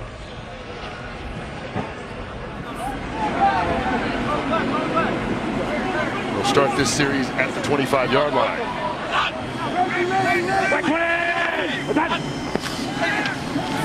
To the air, and that one's caught. Jay Adams. Gain of 6. Tackled by Mark Gilbert. Easy completions. Easy completions. Quick game. That was just a little drag slant concept right there. Everybody's got it. It's a West Coast staple, and for a quarterback, it's like stealing. Wait, 20! Anthony Jones on the handoff. And they still can't run. Boogie Roberts, the big defensive tackle, in there with the stop. And Brock, Boogie's going to let him know about it too, isn't he? Boogie wants my microphone. Boogie wants everybody's job. That's right. He's acting. He wants to be a broadcaster. Hey, by the way, he's playing pretty dominant football on the field here tonight. And on a 3rd and 4, those defensive tackles, they have been providing pressure all night long. Wait, 20! Bethel Thompson, Boogie Roberts all over him. That ball bounced, I believe. Yeah, it's an incompletion, but again, the pressure from the defensive front. And it's just about activity. Watch as Boogie's going to be fighting right here, and then he's finally going to win. There's contact, and then he is able to swim around and just continues that motor. We talked about the fact with him that he lost about 20 pounds. He reminded us today, and he thought that would make him a little bit more nimble, guys, and it was going to increase his pass rush, and we've seen that, Brock. Yeah, and remember, he told us he watched some of his buddies get opportunities in the league, and last year he was a run stuffer. Last year he was the nose tackle in this 3-4, freeing everybody else up. He wanted to prove to his team, I think to the higher ups at the next level, that no, he can be a disruptive D tackle as well. Well, tonight's a good tape for him. Isaiah Henning got deep, but there is a flag down on the punt. I think they jumped offside.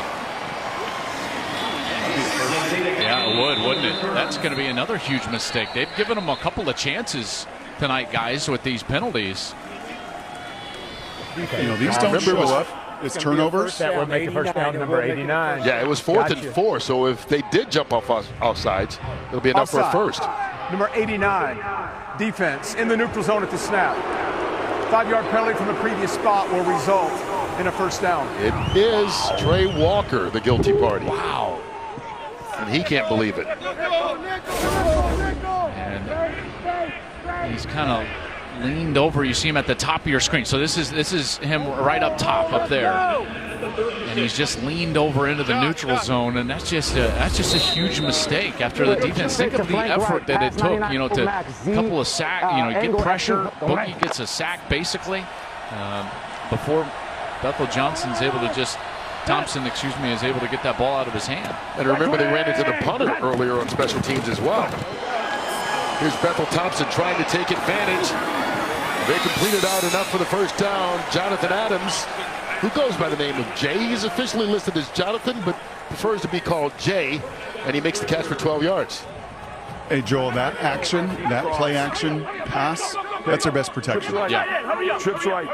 And it's not even how it affects that defense at the second level, which it does, but I think it is just that movement, right? Your O-line is not static going backwards, but that protection, that play scheme, they've got to keep working that. I'll tell you what it does. It's not about affecting the secondary. It's about forcing the two defensive tackles to play their gap and not get in a pass rush. Because they brought in the 6th offensive lineman. Bethel Thompson has a man open. Eli Stone into Mauler territory.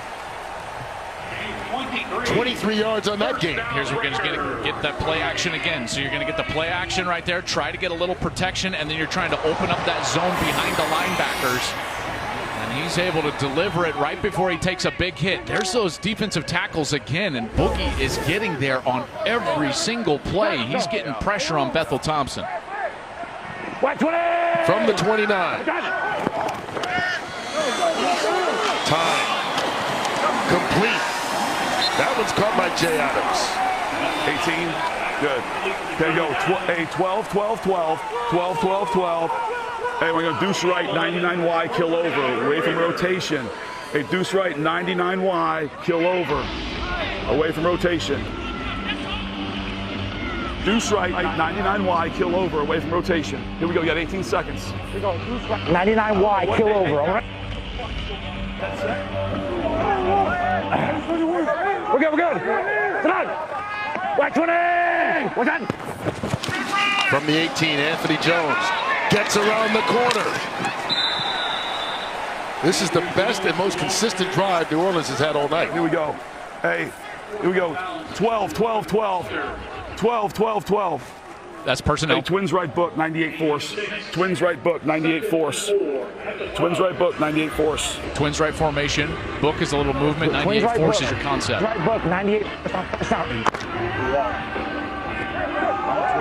98 force concept. It's a run. This is a run to the right side here. Where the two tight ends are. Anthony Jones cuts it back. And Jones down inside the 10. It'll be good enough for a first down. Attack is tempo here. They're back at the line of scrimmage. He's actually just short of the first down. My apologies. Here's Anthony Jones, and he gets stopped before he made it back to the line of scrimmage. That will be fourth.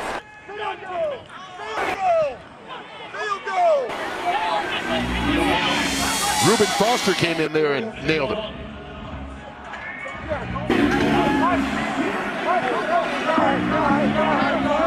So Matt Coughlin will come in to attempt the field goal. 59 and 79. He'll be from 27 yards out.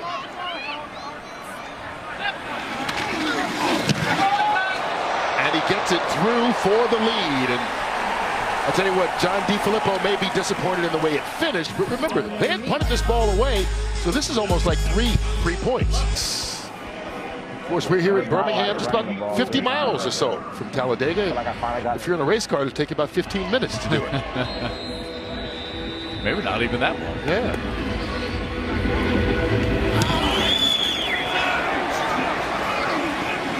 Trey Walker from the 11.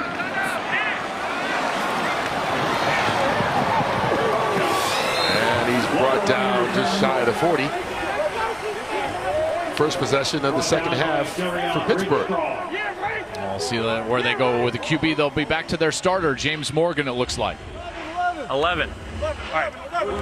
We got gun, trips right, Curry, kill, 19-1. That one, right?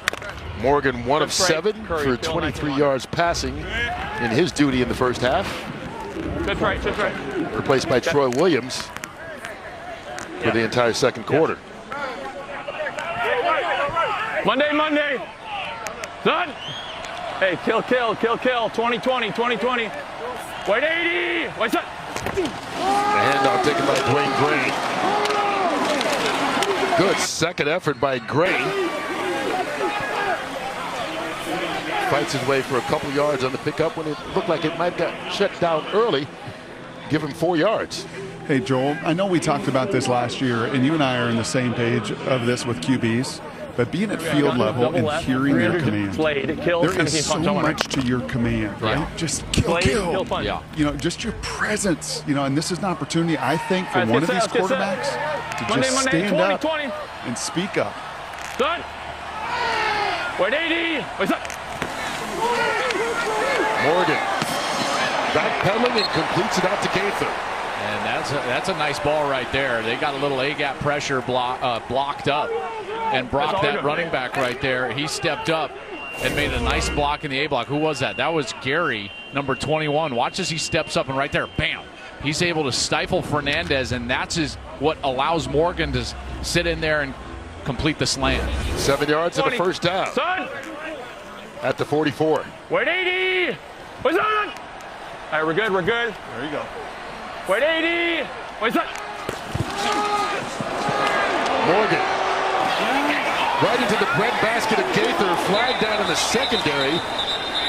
But a nice catch made for a gain of 9 if it stands. You know, when I'm watching that route out there, I thought that the defensive back held him, you know, when he was trying to get out of his break. This is what it looked like to me. Neville Clark grabbed him, and Gaither was still able to get open. Watch the top of the route here as we get the call.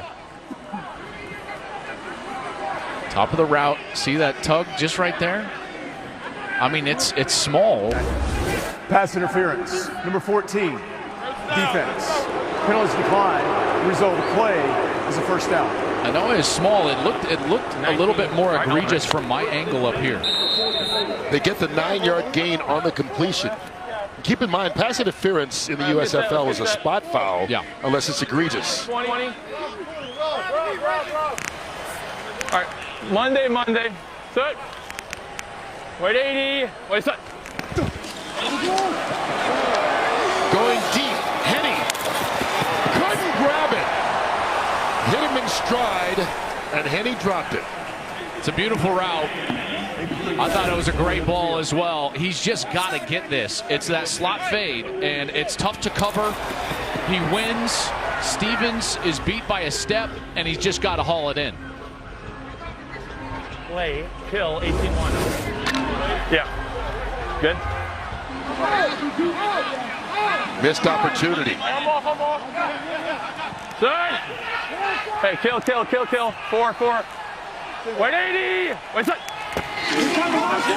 The keeper, no, handed off to Madre London, and London takes it forward. Going to get out across the 40-yard line. Gain of 8. Good series here. 17. Hey, hold up. 12 hammer, trips right. Oh, hey, listen up. All right, we got trips right, 12 hammer on 1. Ready? That's me? Yeah. You think James Morgan's pumped up right now? I think so. All right, Monday. Son! 180! What's up? Madre London fighting. Stacked up initially by Greg Iceworth, and he's going to prevent him from getting that first down. 1 yard to go. You know, normally, Brock, I would say, hey, it's 1 yard. It's the spot on the field where you would go for it. But the defensive line has been so dominant for Pittsburgh. If you can pin them inside the 10 or the 5-yard line, you might be able to score with that defense on the field. They did the last time. Exactly. That's how they've scored their touchdown. And there was no hesitation. I like that. First-time head coach, ahead of the situation, knowing that if I don't get it, I'm going to put one of my best players today, and it's been his punter on the field. Matt Mangle is the punter. Gets it off. And he got too much of that one. So it'll wind up being a touchback. Didn't work out exactly like they wanted to, and it remains a 3-point game. We've been talking about these defensive linemen for Pittsburgh all night long. Let's show us the 3 ways that they've been getting to the quarterback. This is really staying in your lanes and just a bull rush from everybody, and you see the quarterback's got nowhere to go. Then you've got individual effort. First, you've got Sungapolu. Great little swim move. He's able to win laterally and get to the quarterback. And then how about Boogie Roberts? He splits the double team, and it's just sheer effort, right? That's a motor sack, and he gets all the way in there. They can't block him, and he gets the sack. And look at that. Sungapolu 2 sacks. Roberts 1 sack. Beckner 1 sack. They have been an absolute force so far tonight, and really the best thing that Pittsburgh's got going. And we've seen New Orleans try to handle that at times with 6 offensive linemen, which is what they go with right here. And they get the protection. Completed out of the backfield. Anthony Jones. Ball came out as he hit the ground. Mark Gilbert with the tackle. And they're going to give the ball to Pittsburgh.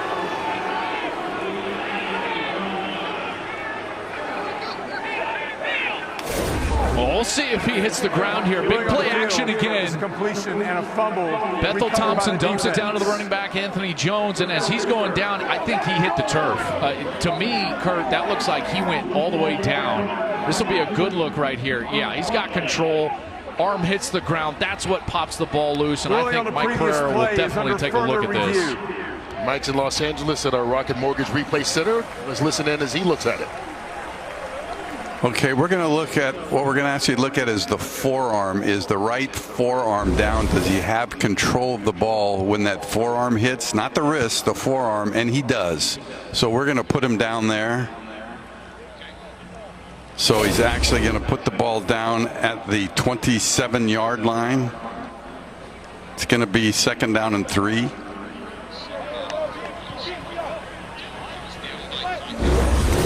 That is correct. After further review, the receiver was down by contact after catching the ball. It'll be 2nd down for New Orleans. One of the great things is when we go to the Rocket Mortgage Replay Center, you can see and hear exactly the thoughts of the guy who's making the call. That's right. That's exactly right. No reason to wonder.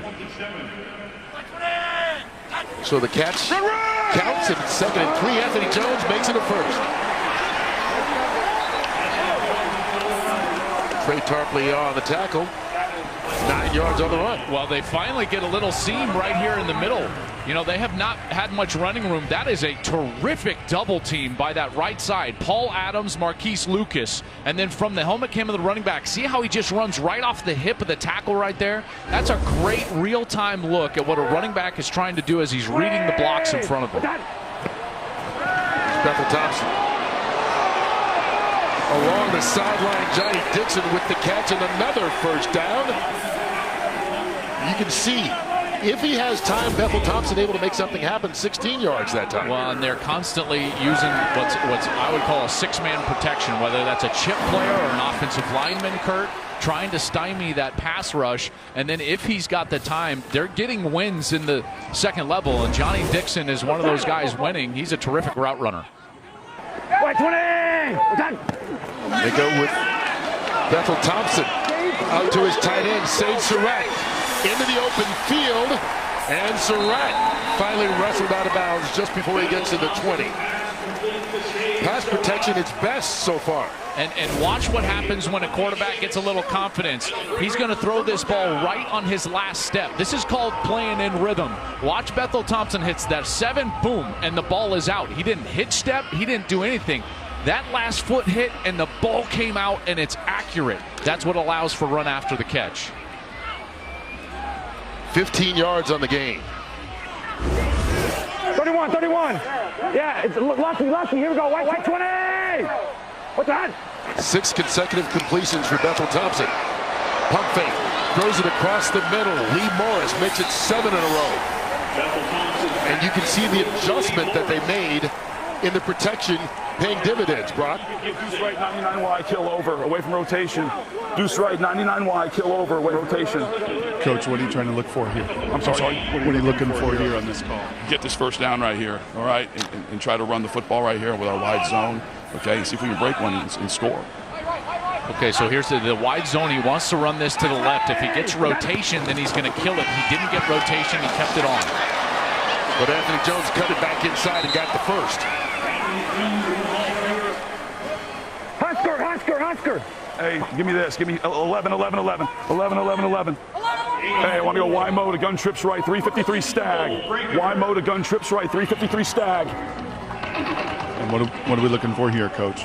Okay, we're going to Y mode of trips, and we're going to run double stick dragon. All right, so we have great coverage, zero answers. They zeroed us down here on the last time we were down here. So we got dragon, drag, slant up top, and double stick down here. White 20. What's that?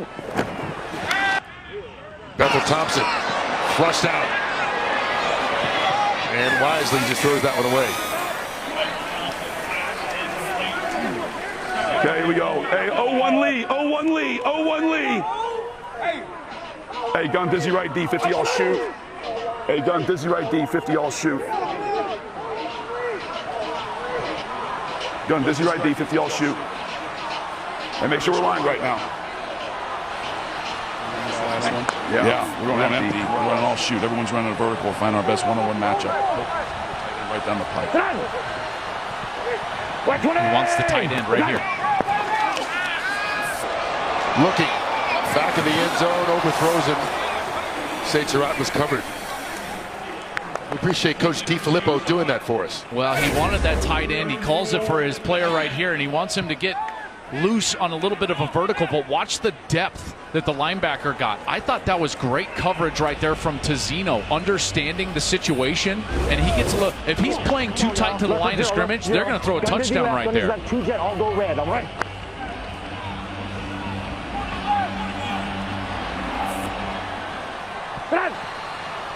White 20! Bethel Thompson up top, broken up, incomplete. Mark Gilbert got a hand on that one and prevented what could have been a touchdown. Well, this is great coverage from Gilbert. Okay, so he's working on the outside against Johnny Dixon. And watch as he sinks, see, with eyes on the quarterback. And as soon as he sinks, he's in a zone coverage with that technique where he shows his chest to the inside of the field. But he continues to get depth. And that ball did not go high enough, so he's able to leap up and get his hands on the football. Once again, New Orleans will settle for a field goal attempt, this time from 28 yards out. And Matt Coughlin puts that one through. He's in the swing of things. Coughlin extends the lead now to 15-9. Lucky! I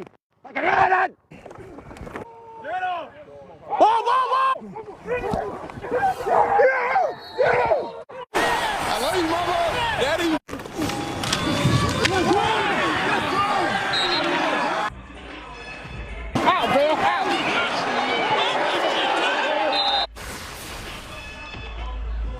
How do you get to 15-9? 1 defensive touchdown and 6 field goals. That's what we've seen tonight. 5 of them by the kicker for New Orleans, Matt Coughlin, which ties the all-time USFL record. One of the record holders, Scott Norwood, before he was with the Buffalo Bills. Here's Trey Walker. And Walker still running. Fighting his way out to the 46-yard line. 4 seconds left to go in this third quarter of the game that wraps up this first weekend of USFL action. And next weekend, USFL action does continue. As Saturday, the Memphis Showboats take on the defending champion Birmingham Stallions. That game's at 7 o'clock Eastern on Fox. And then on Sunday, the Michigan Panthers face the Philadelphia Stars, led by quarterback Case Cookus. That's at 7 o'clock Sunday on FS1. Most likely the final play of this third quarter is James Morgan in this Pittsburgh offense trying to get on board. Good. 180. Wait, set. Morgan steps up. Artavius Lynn makes the grab, and that'll do it for quarter number 3. That's the end of the third quarter. Feeling that under? It's 24 points right now. I'm just saying. Hey, man, I'm not going to do that to those people. One more quarter to find out. Their TV right now. Andy Filippo, his first game as a head coach, he is doing it in pain. He has a condition called ankylosing spondylitis, and he spent 6 days at the Mayo Clinic before they were able to determine what it was.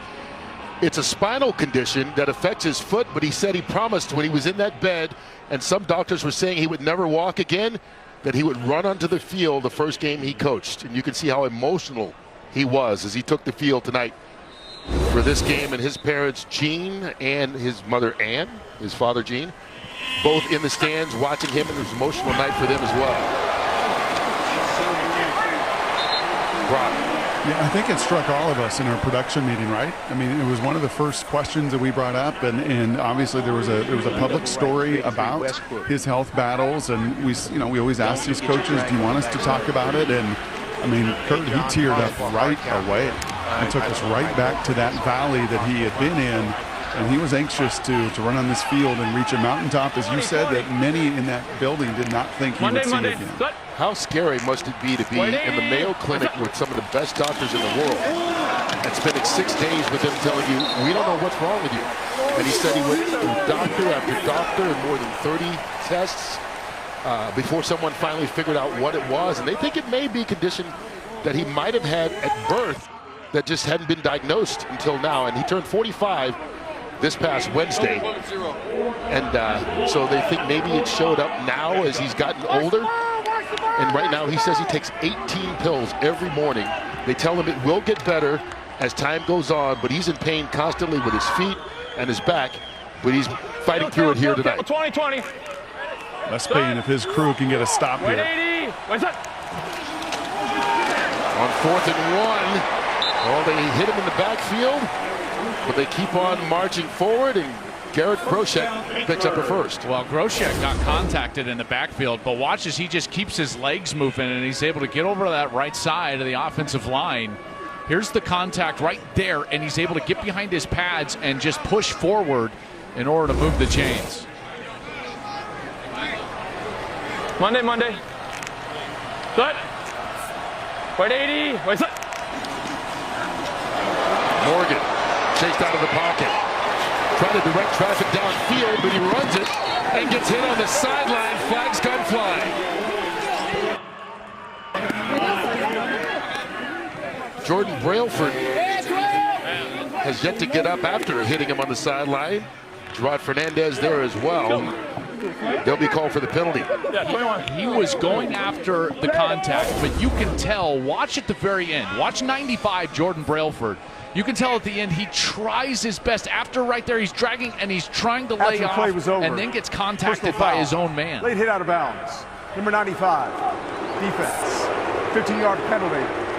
First down. They call it on Brailford. So that'll be a 20-yard gain, 5 on the run, and then 15 on the penalty. Well, and you think about that 4th down conversion from Pittsburgh, and then you get that penalty right there. And now you're in a situation, Brock, they have got to convert here. This is one of their best offensive series so far of the night. Take a shot. Off the play fake. They do take a shot. And it's caught right at the 10-yard line. Trey Walker.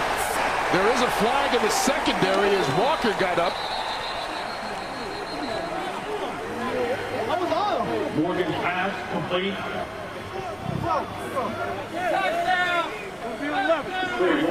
They're going to call him down where he caught the ball right there at the 11-yard line. Well, he was definitely contacted, so I don't think he's going to be able to get up, but I'm interested to see what this flag is. Hey, Tori, Daddy love you, baby. Prior to the pass, holding. Number 38, defense. Penalties decline. The ruling on the field Thomas, is if the runner number 38, is down one of the by corners, contact at the gets held for the 11-yard hold. line. He's working on Samson First down. Nakua. There's the grab right there with the left hand. Flag comes out. There he's still holding on to that hand warmer on the back. Don't know why he needs a hand warmer. It's a beautiful night. Nevertheless, how about Morgan stepping up in the pocket? That is a really nice adjustment as well from Walker, guys. Going back to that kind of that low hip and going down to the ground to get that ball. 19-1, that one, right? So they take the 12-yard completion. There's a challenge flag being thrown out by Ray Horton. Can I challenge that or not? Can I challenge that? You can challenge it. Can I? You can challenge that. He wasn't down by. Oh, no. Okay, that's my fault. I thought you said it was a touchdown score or not. Okay, no, I'm good. I was wondering why he was challenging that, but he thought it was called a touchdown, so no challenge on the play. And instead, they'll line it back up again. It'll be 1st and 10, right at the 11-yard line. Yeah, we challenge it. His first game as a head coach, learning as well.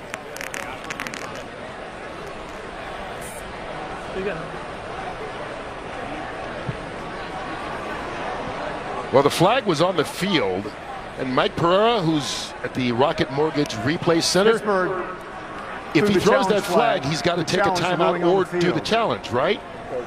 Ruling. Okay, so I'm good. Go ahead. The ruling had been confirmed by replay. So You throw it, you're stuck with it. And so Pittsburgh, if you want to go through the challenge, go ahead, or if not, you're going to be charged a timeout. If it's not reviewable, we can't lose a timeout. And so that's what they're debating right now. Do you want to go through with it? You don't win, you're going to lose a timeout. Or do you just want to take the timeout right now and not bother going through with it? And I think Horton is saying, let's go through with it because maybe by some miracle you win. Well, I think he throws it right. Yeah, there you go. See that? He did throw it. And he's not going to win the challenge. And So you he's know going to what, lose the guys? timeout. I mean, But he this may as well try it. And this is just, there's no substitute in experience. Yeah. I mean, and he's Ray Horton's an amazing coach. He's never been a head coach. He's never had a challenge plays. He's never been through this process and all the communication. So yeah, this is one that you learn from. And I think, you know, whatever the communication with the booth or otherwise, you just got to remember once you throw that flag, there's no turning back. You know, I'll change gears a little bit for Ray Horton. Aside from that little, you know, replay flag, guys, his even-keeled demeanor, I think, has rubbed off on this team, and I believe that's why they're playing well right now, even down here. They're not panicking. So they lose the timeout. Derek Brochette cuts it back inside, fighting his way down to the 1-yard line. Good run by the former Wisconsin fullback who came in as a quarterback. Well, I tell you, what I love about this is that they finally get a little hole right there, and it's because of the width created as he's bouncing out to the left side, and then he finds the hole. This is good vision right there. He finds the hole, and he's able to cut up the field and get inside the 1. He also found the squat rack. He's bulked up quite a bit. He's known where that's at. First and goal from the 1. Groshek hitting the backfield. Won't make it back to the line of scrimmage. Justice Reed met him early. Tell you what, the penetration from the defensive line into that backfield, and they tried to use an unbalanced formation there. You see where all those offensive linemen are over to the right side. It created a short edge on the left. Officials timeout for an injured defensive line was able to get in the backfield, and Justice Reed, just an excellent play and a strong finish at the point of contact. And we have an injured breaker down on the field, Henri St. Amour. While there's an injury on the field, we'll take a quick timeout.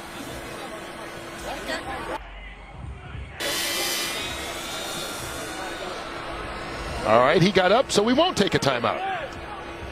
So we'll see second and goal. He lost about half a yard on that play, but still at the 1 yard line.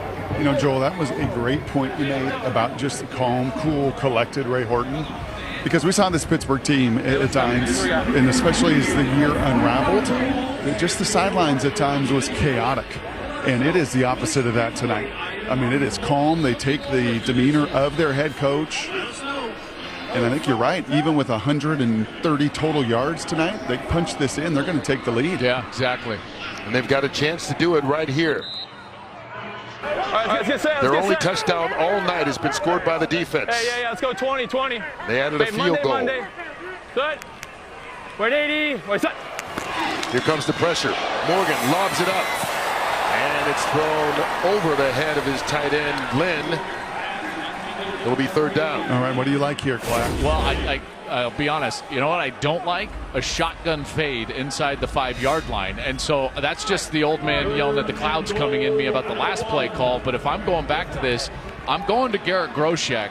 But the thing about it is that I'm going to get something in front of him, some sort of tight end coming in front of him as well. And I've got to get those seams of the defense covered up and blocked down. Well, they've got Stocky in front of him. They don't hand it off, and under pressure, the ball is thrown and batted around. Incomplete.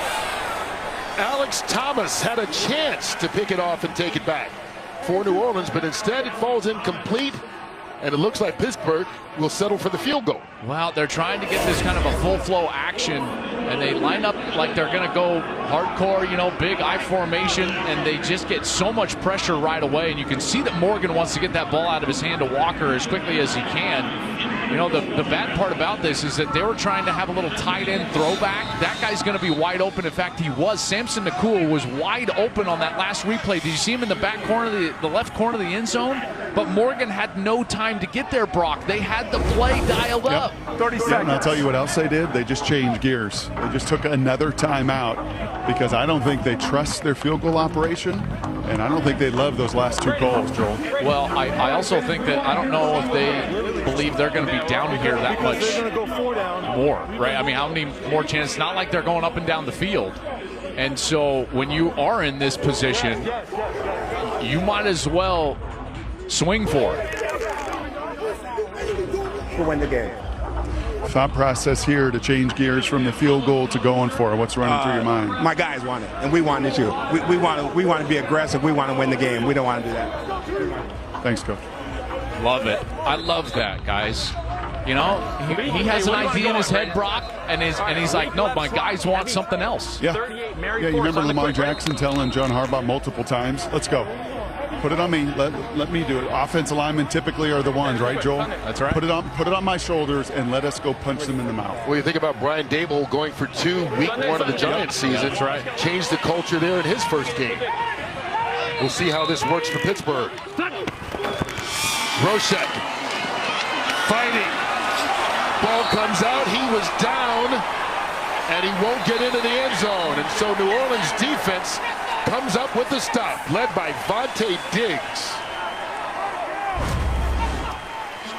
That Breakers defense all night long, they have just held strong. The runner was down by a yard short, and the Breakers stop them again. Back 15-9. How did the Breakers get a stop? It started on 3rd down when the Pittsburgh Maulers were unable to find that back corner route. Samson Nakua, you can see him in your screen, number 33. They just didn't have time to get back to him. And then on 4th down, here's what you're going to get. A nice blitz from the middle linebacker, and you've got Vontae Diggs coming right through the A-gap. Groshek has got to widen out before he wants to, and there's the contact, and all those blue jerseys at the 1-yard line stopping the Maulers. A great job on 4th down. Yeah, remember, it was 1st and goal from the 1. Talk about a stop. We've seen this play before in Philadelphia, huh? Just get out of the end zone, right? Brock? Yeah. Hey, we're going to do this from a defensive perspective. Vontae, tell me about this 4th down stop right here. 4th and 1 on the goal line. Coach called a blitz. They kicked out, came through the A-gap, tried to get them down. I couldn't do them. Jarre set the edge perfect on 44.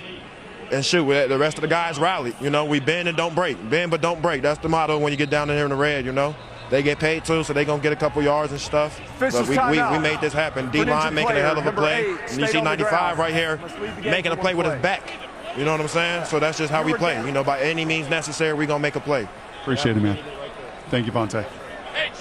Vontae Diggs, one of the leaders on this team last season, and obviously showing up again this year. Yeah, and that was that blitz call that was so important. And, you know, from an offensive perspective, that was great defensive perspective. From an offensive perspective, if you're running, you know, you're trying to run that full kind of like lead zone, you've got to get your play side gap covered up as an offensive lineman, and they allowed that play side A gap right next to the center to get blitzed right through, and that's what caused the play to fail. Hey, Anthony Jones just made it out of the end zone there. Yeah, Rob. Hey, Kurt and Joel, you know, it's one thing for Ray Horton on the other side to listen to his guys, to go for it, and we all love that. But I'll tell you the smart thing, too, and a guy that played 10 years and coached defense for 20 in the league, is he knew worst case, he's putting the strength of his team on the field right here. Well, right? And this 3rd and 9 is now paying off, has got to pay off that decision, too. And if they don't get some plus yards, they're punting on a short, tight punt with the heels on the end line. There's Bethel Thompson's got a man, and that's complete out to Lee Morris. And Morris gets enough for the 1st down. Boy, he had a lot of space to operate out there, didn't he? And Lee Morris, who was a walk-on at Oklahoma, he actually was a Bolsworth semifinalist as the nation's top walk-on, the semifinalist for that award in 2018. And the time to throw it for Bethel Thompson, as he was able to haul it in and just controlled it before he rolled out of bounds. Now some breathing room. White 20! Bethel Thompson fires. That one caught. Anthony Jones out of the backfield with the reception. Pardon me, that's Morris. Morris again. You've been talking about this 6-man protection. Look at this protection that they get, and when you get protection, then you can work these deeper zones. And we saw early in the game, these Maulers were just having their way rushing the passer, and they have fixed it. And the Breakers have used play action, max protection to protect their quarterback and exploit the zones deep in the secondary. Quick pass this time. Sage Surratt. And Surratt going to pick up 8 yards on that one. 11. Hey, let's go gun. Trips left, 34 Charlie. Gun trips left, 34 Charlie.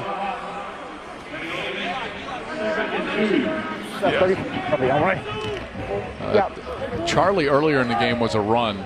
4 usually means right. I think this is a weak side run for them, just a zone over there.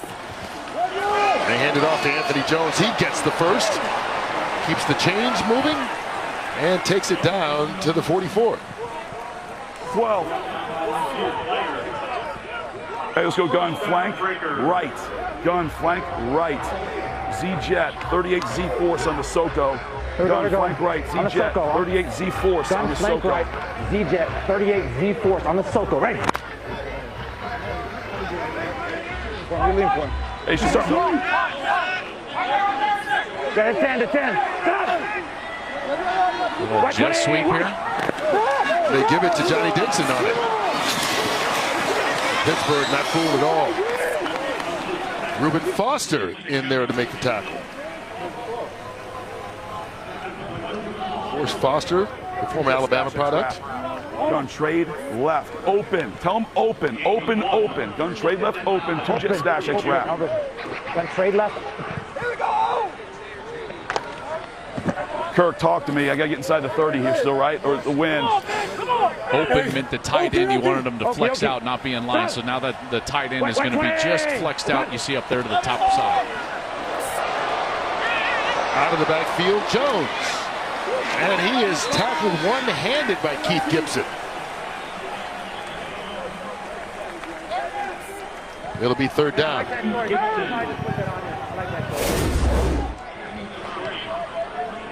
Jones going to get a little chip, and then he's out in the alert pressure. Gun trip. concept, tips it to himself, presents a 3rd down here. That's the O-line coach, if you're wondering.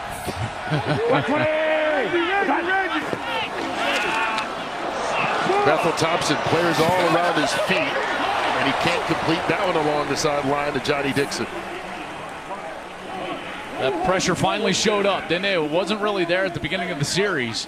And then those tackles finally got there. I believe Songapolu was able to get a little pressure on Bethel Thompson. And because of that, he just had to release that ball a hair sooner than he wanted to. And that Pittsburgh defense, they've been very good all night long. One stop, D. One stop. This Pittsburgh defense has scored the only touchdown of the game and held New Orleans to 5 field goals. Yet the Breakers still have the lead right now with 4:50 left to go in regulation. A little pooch punt, if you will. Isaiah Henning decides to run it, and he's got room along the left side. Blockers in front of him. Isaiah Henning takes it all the way to the house. An 82-yard punt return. And the Maulers are an extra point away from the lead. So many times in these pooch kick situations, the punt team just automatically thinks that they're going to see a fair catch. And look at all these breakers. They kind of slowed down. Right when Henny was going to catch, he never fair catches. That takes a lot of courage from your punt returner. And then he's got the speed to get to the left, got to the sideline. Great block at the end there, getting the kicker down. And he's into the end zone. And this Maulers team has not done much offensively all night long. They've gotten a defensive score and now a special team score, and they're an extra point away from taking the lead.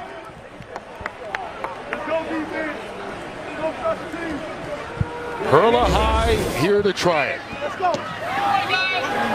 And he missed it.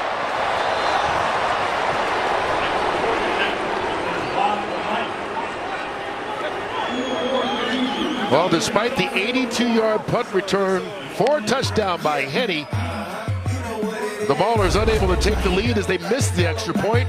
Hurla High just way wide right on that one. That is in the history of the USFL. John DiFilippo on the opposite sideline. No, no, no!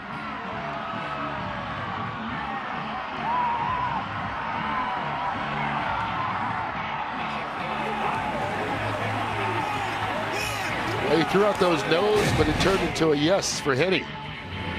But they did miss the extra point, so the game is tied at 15 right now. And I tell you guys, you don't want to play that what-if game, but remember Pittsburgh scored that touchdown defensively earlier and went for 2 points for seemingly no reason. That ball is now kicked out of bounds, and so they're going to get it spotted. Great field position here for New Orleans. You know, Hurla High, he got banged up a little bit. He was on the bike, and at this point, you know, with the struggles, he's missed. He missed the extra point. Now he kicks it out of bounds. I'll just remind everybody, the punter, Matt Mangold, he punted and kicked field goals for the last year. Now, he was only 6 of 11, but Pittsburgh does have somewhere to go if they wanted to here with the kicking game struggling like it has. And because the kick is out of bounds from the 20, it gets spotted at the 50-yard line. With 4.5 left to go, New Orleans a couple of plays away from field goal range, maybe. Bethel Thompson across the middle. And that's Jay Adams with the grab.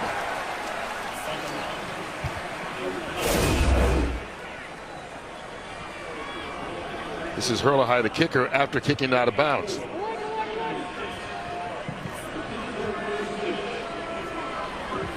James Morgan trying to keep the kid focused. That's good leadership right there. That's exactly what a quarterback should do. While I'm up here muttering to myself, kickers. Hey, you got to at least get through this one, right? Out of the backfield, Jones. And he's wrestled to the ground by Reuben Foster. So here's what's happened tonight is that Pittsburgh has been pretty dominant in their front seven. So, guys, the transition, the adjustment from New Orleans has been max protect play action and or quick passing game getting on the outside.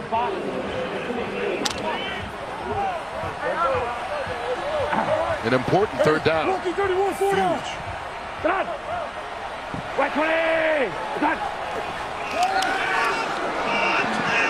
They get protection. Bethel Thompson running it, diving, and he's right near that first down marker. Reuben Foster made the stop. Let's see where they spot the football. Had to get to the 40, and he did.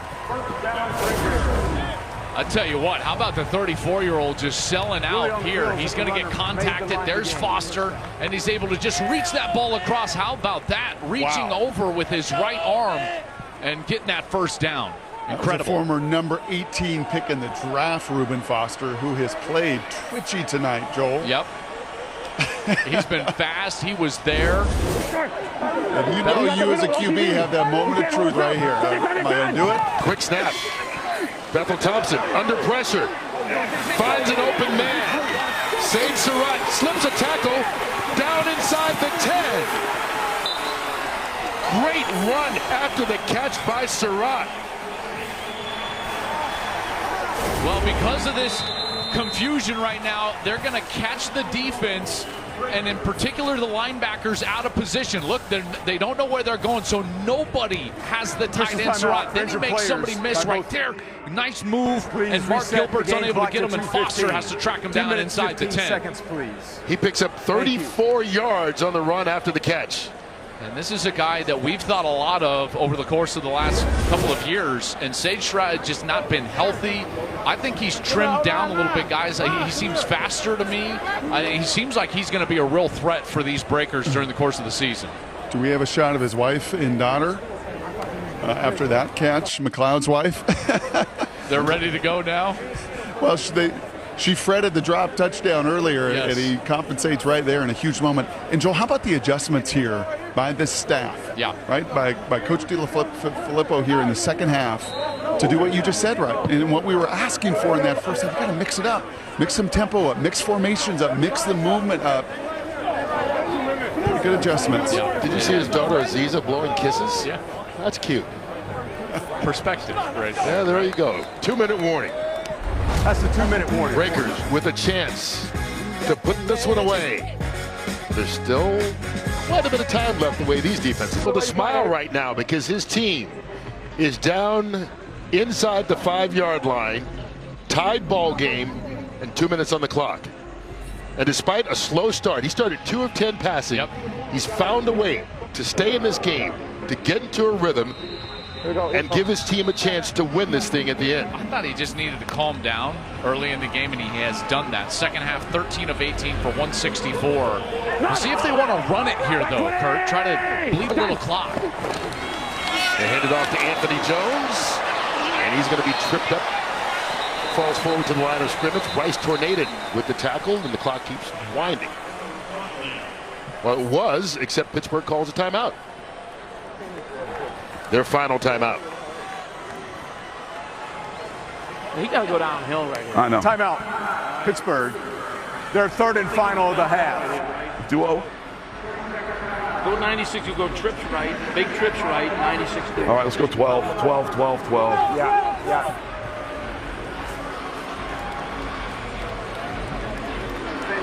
Hey, we're going to go big trips right, 96 duo. Okay, big trips right, 96 duo. Hey, you got to let this clock run here, bud. Here we go. Let's go. Come on. You know, duo has become very popular. It's hard to define, Brock. The way that I've heard it best described is that it's zone with power blocking. And power without the puller, essentially. You know, so you're not going to see a puller here. Everyone's going to step, and you get double teams from everybody up front, and then the back is trying to pick his spot. They hand it off to Anthony Jones. He's tripped up in the backfield and falls forward for a couple of yards. And boy, right now, wouldn't Pittsburgh like to have that timeout they lost on the challenge? I'm going to let it run down and take a timeout with 1 second to go. I'm going to let it run down and take a timeout with 1 second to go. 1 second. Okay? Obviously, he means 1 second on the play clock. Yep. Now they get to decide what they want to do here offensively. They've tried to. Yes, I am. They've tried to put this game in their offensive line's hands a couple of times, and it hasn't worked out. Timeout. Timeout. All right. We will find out how this one finishes, and it's going to be a fun one. 1:11 left on the clock. Tie ball game. Well, obviously, New Orleans can go ahead with a field goal in this situation. It'll be interesting to see how they approach this. Well, they've tried to run it here a couple of times. It has not worked. I would expect that they would try to go up in the air. Maybe their best player, Jay Adams. They come with 6 offensive linemen. Bethel Thompson looking to throw. Anthony Jones out of the backfield. Touchdown, Breakers.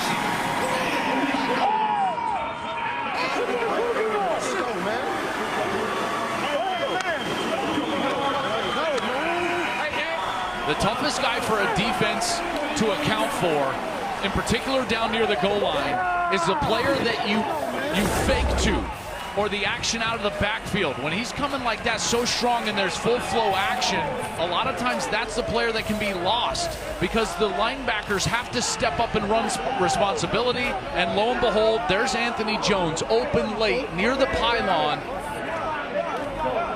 And Bethel Thompson throws it exactly where he needs to. Family loving it in the stands.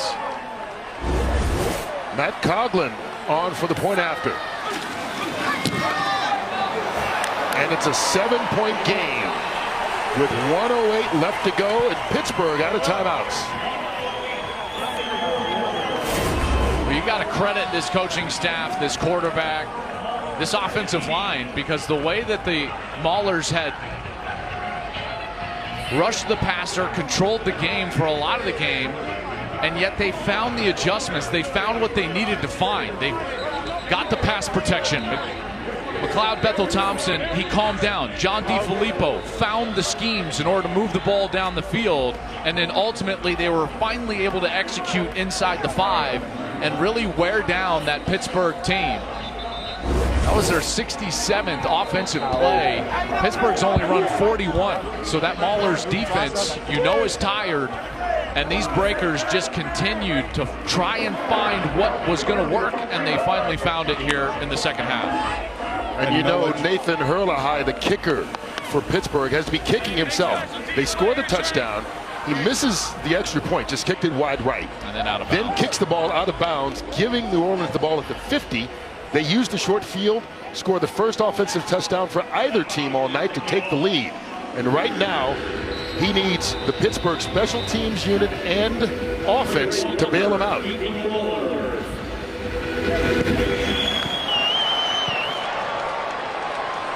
Trey Walker. They fake the handoff. Walker cutting it back up the middle. Right about the 47-yard line. Great field position here for Pittsburgh. Great field position. The clock stops on first downs inside of 2 minutes, so there is a lot of time here, even with only 1:02 left. They've got to get in the end zone. They're going to have to come out here, and they've got to find a way to create some space on the outside for some of these wide receivers. Trey Walker has had a nice night. Bailey Gaither has been a target for them on the outside. Henney has got some speed for them. Someone's got to make a play. And they put Troy Williams back in at quarterback. He hands it off. Montre London on the first play from scrimmage.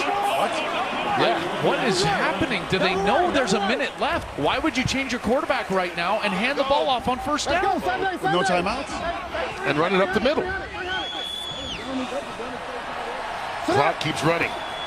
Williams now throws to the sideline. Bailey Gaither makes the grab, gets the first down, so that'll stop the clock while they reset it. Yeah, but now you've lost that ability to continue to play with a little freedom in terms of where you're throwing the ball. The ball's got to go past the chains now with 33 seconds. From the 39. Williams, a little shovel pass, and it's incomplete to Madre London. You've got to know you're out of timeouts, and now inside of 30 seconds, the quarterback, Troy Williams, has to understand he cannot throw this ball short of the sticks inside the numbers. That's just a total no-go zone. Not unless there's nobody there and he's got to check the ball down and he is sure that the back can get the first down. And you know what else, Joel? I think they have him in here because he can move, but he better not scramble unless he can also move those chains too. That's right. That's exactly right. They've got to get it across the 29 in order to move the chains and stop the clock. Hey, 4. Sit up! Hurry! Sit up! Over the middle behind Gaither, and he lets it fall incomplete, and that actually may help them in this situation. That is not a concept that you can call. You can't call a drag route, you know, in this situation because he's going to get tackled before the chains, and basically the game would end, basically. So that helps Pittsburgh immensely. At this point, if I'm the Breakers, obviously I'm going to try to play safe in the secondary, but they've got to try to continue to stunt, maybe even add a linebacker to the blitz. You don't want Troy Williams to sit there and be comfortable in the pocket.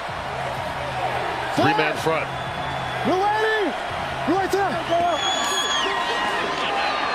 Extra's coming. Williams flushed out. Running, he needs to get out of bounds, and he does. Down to the 32-yard line. So it'll be 4th down. To your point, Brock, he took off, but he knew that he had the sideline at a minimum and maybe even the first down. He got to the sideline, stopped the clock. 15 seconds, though, 4th down. Ball's got to go, obviously, past the chains. Game's on the line right here. New Orleans uses the timeout.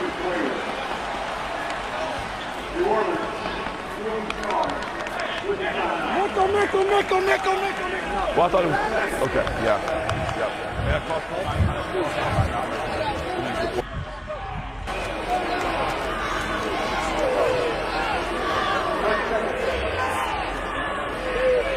John DiFilippo. Yeah, they're going to throw something short. His first game as a head coach, trying to win it. His team struggled offensively early, but took the lead with just over a minute left, and now hoping their defense can make one more stop. 20. Sit up! They've got to cross the 29.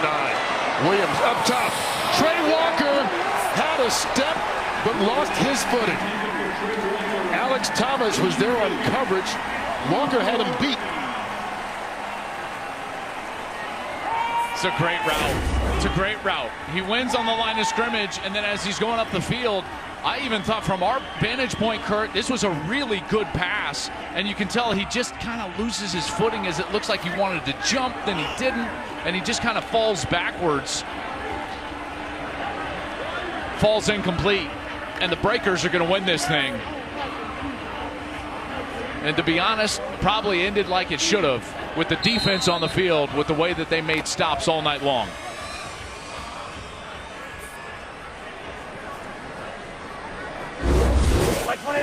Well, both these defenses played well through 3 quarters. New Orleans offense came through in the 4th. John DiFilippo gets his first win in his first game as a head coach, and Mama Ann is proud of her little boy. 22-15 is the final. New Orleans goes to 1-0. Pittsburgh will be obviously 0-1, and the two first-time head coaches shake hands. Congratulations. Okay, all right. Okay, cool. That's a shot. Who else was that, Travis? John DiFilippo, as soon as the clock struck 0, got a big hug from his dad, Gene, former college AD at Boston College.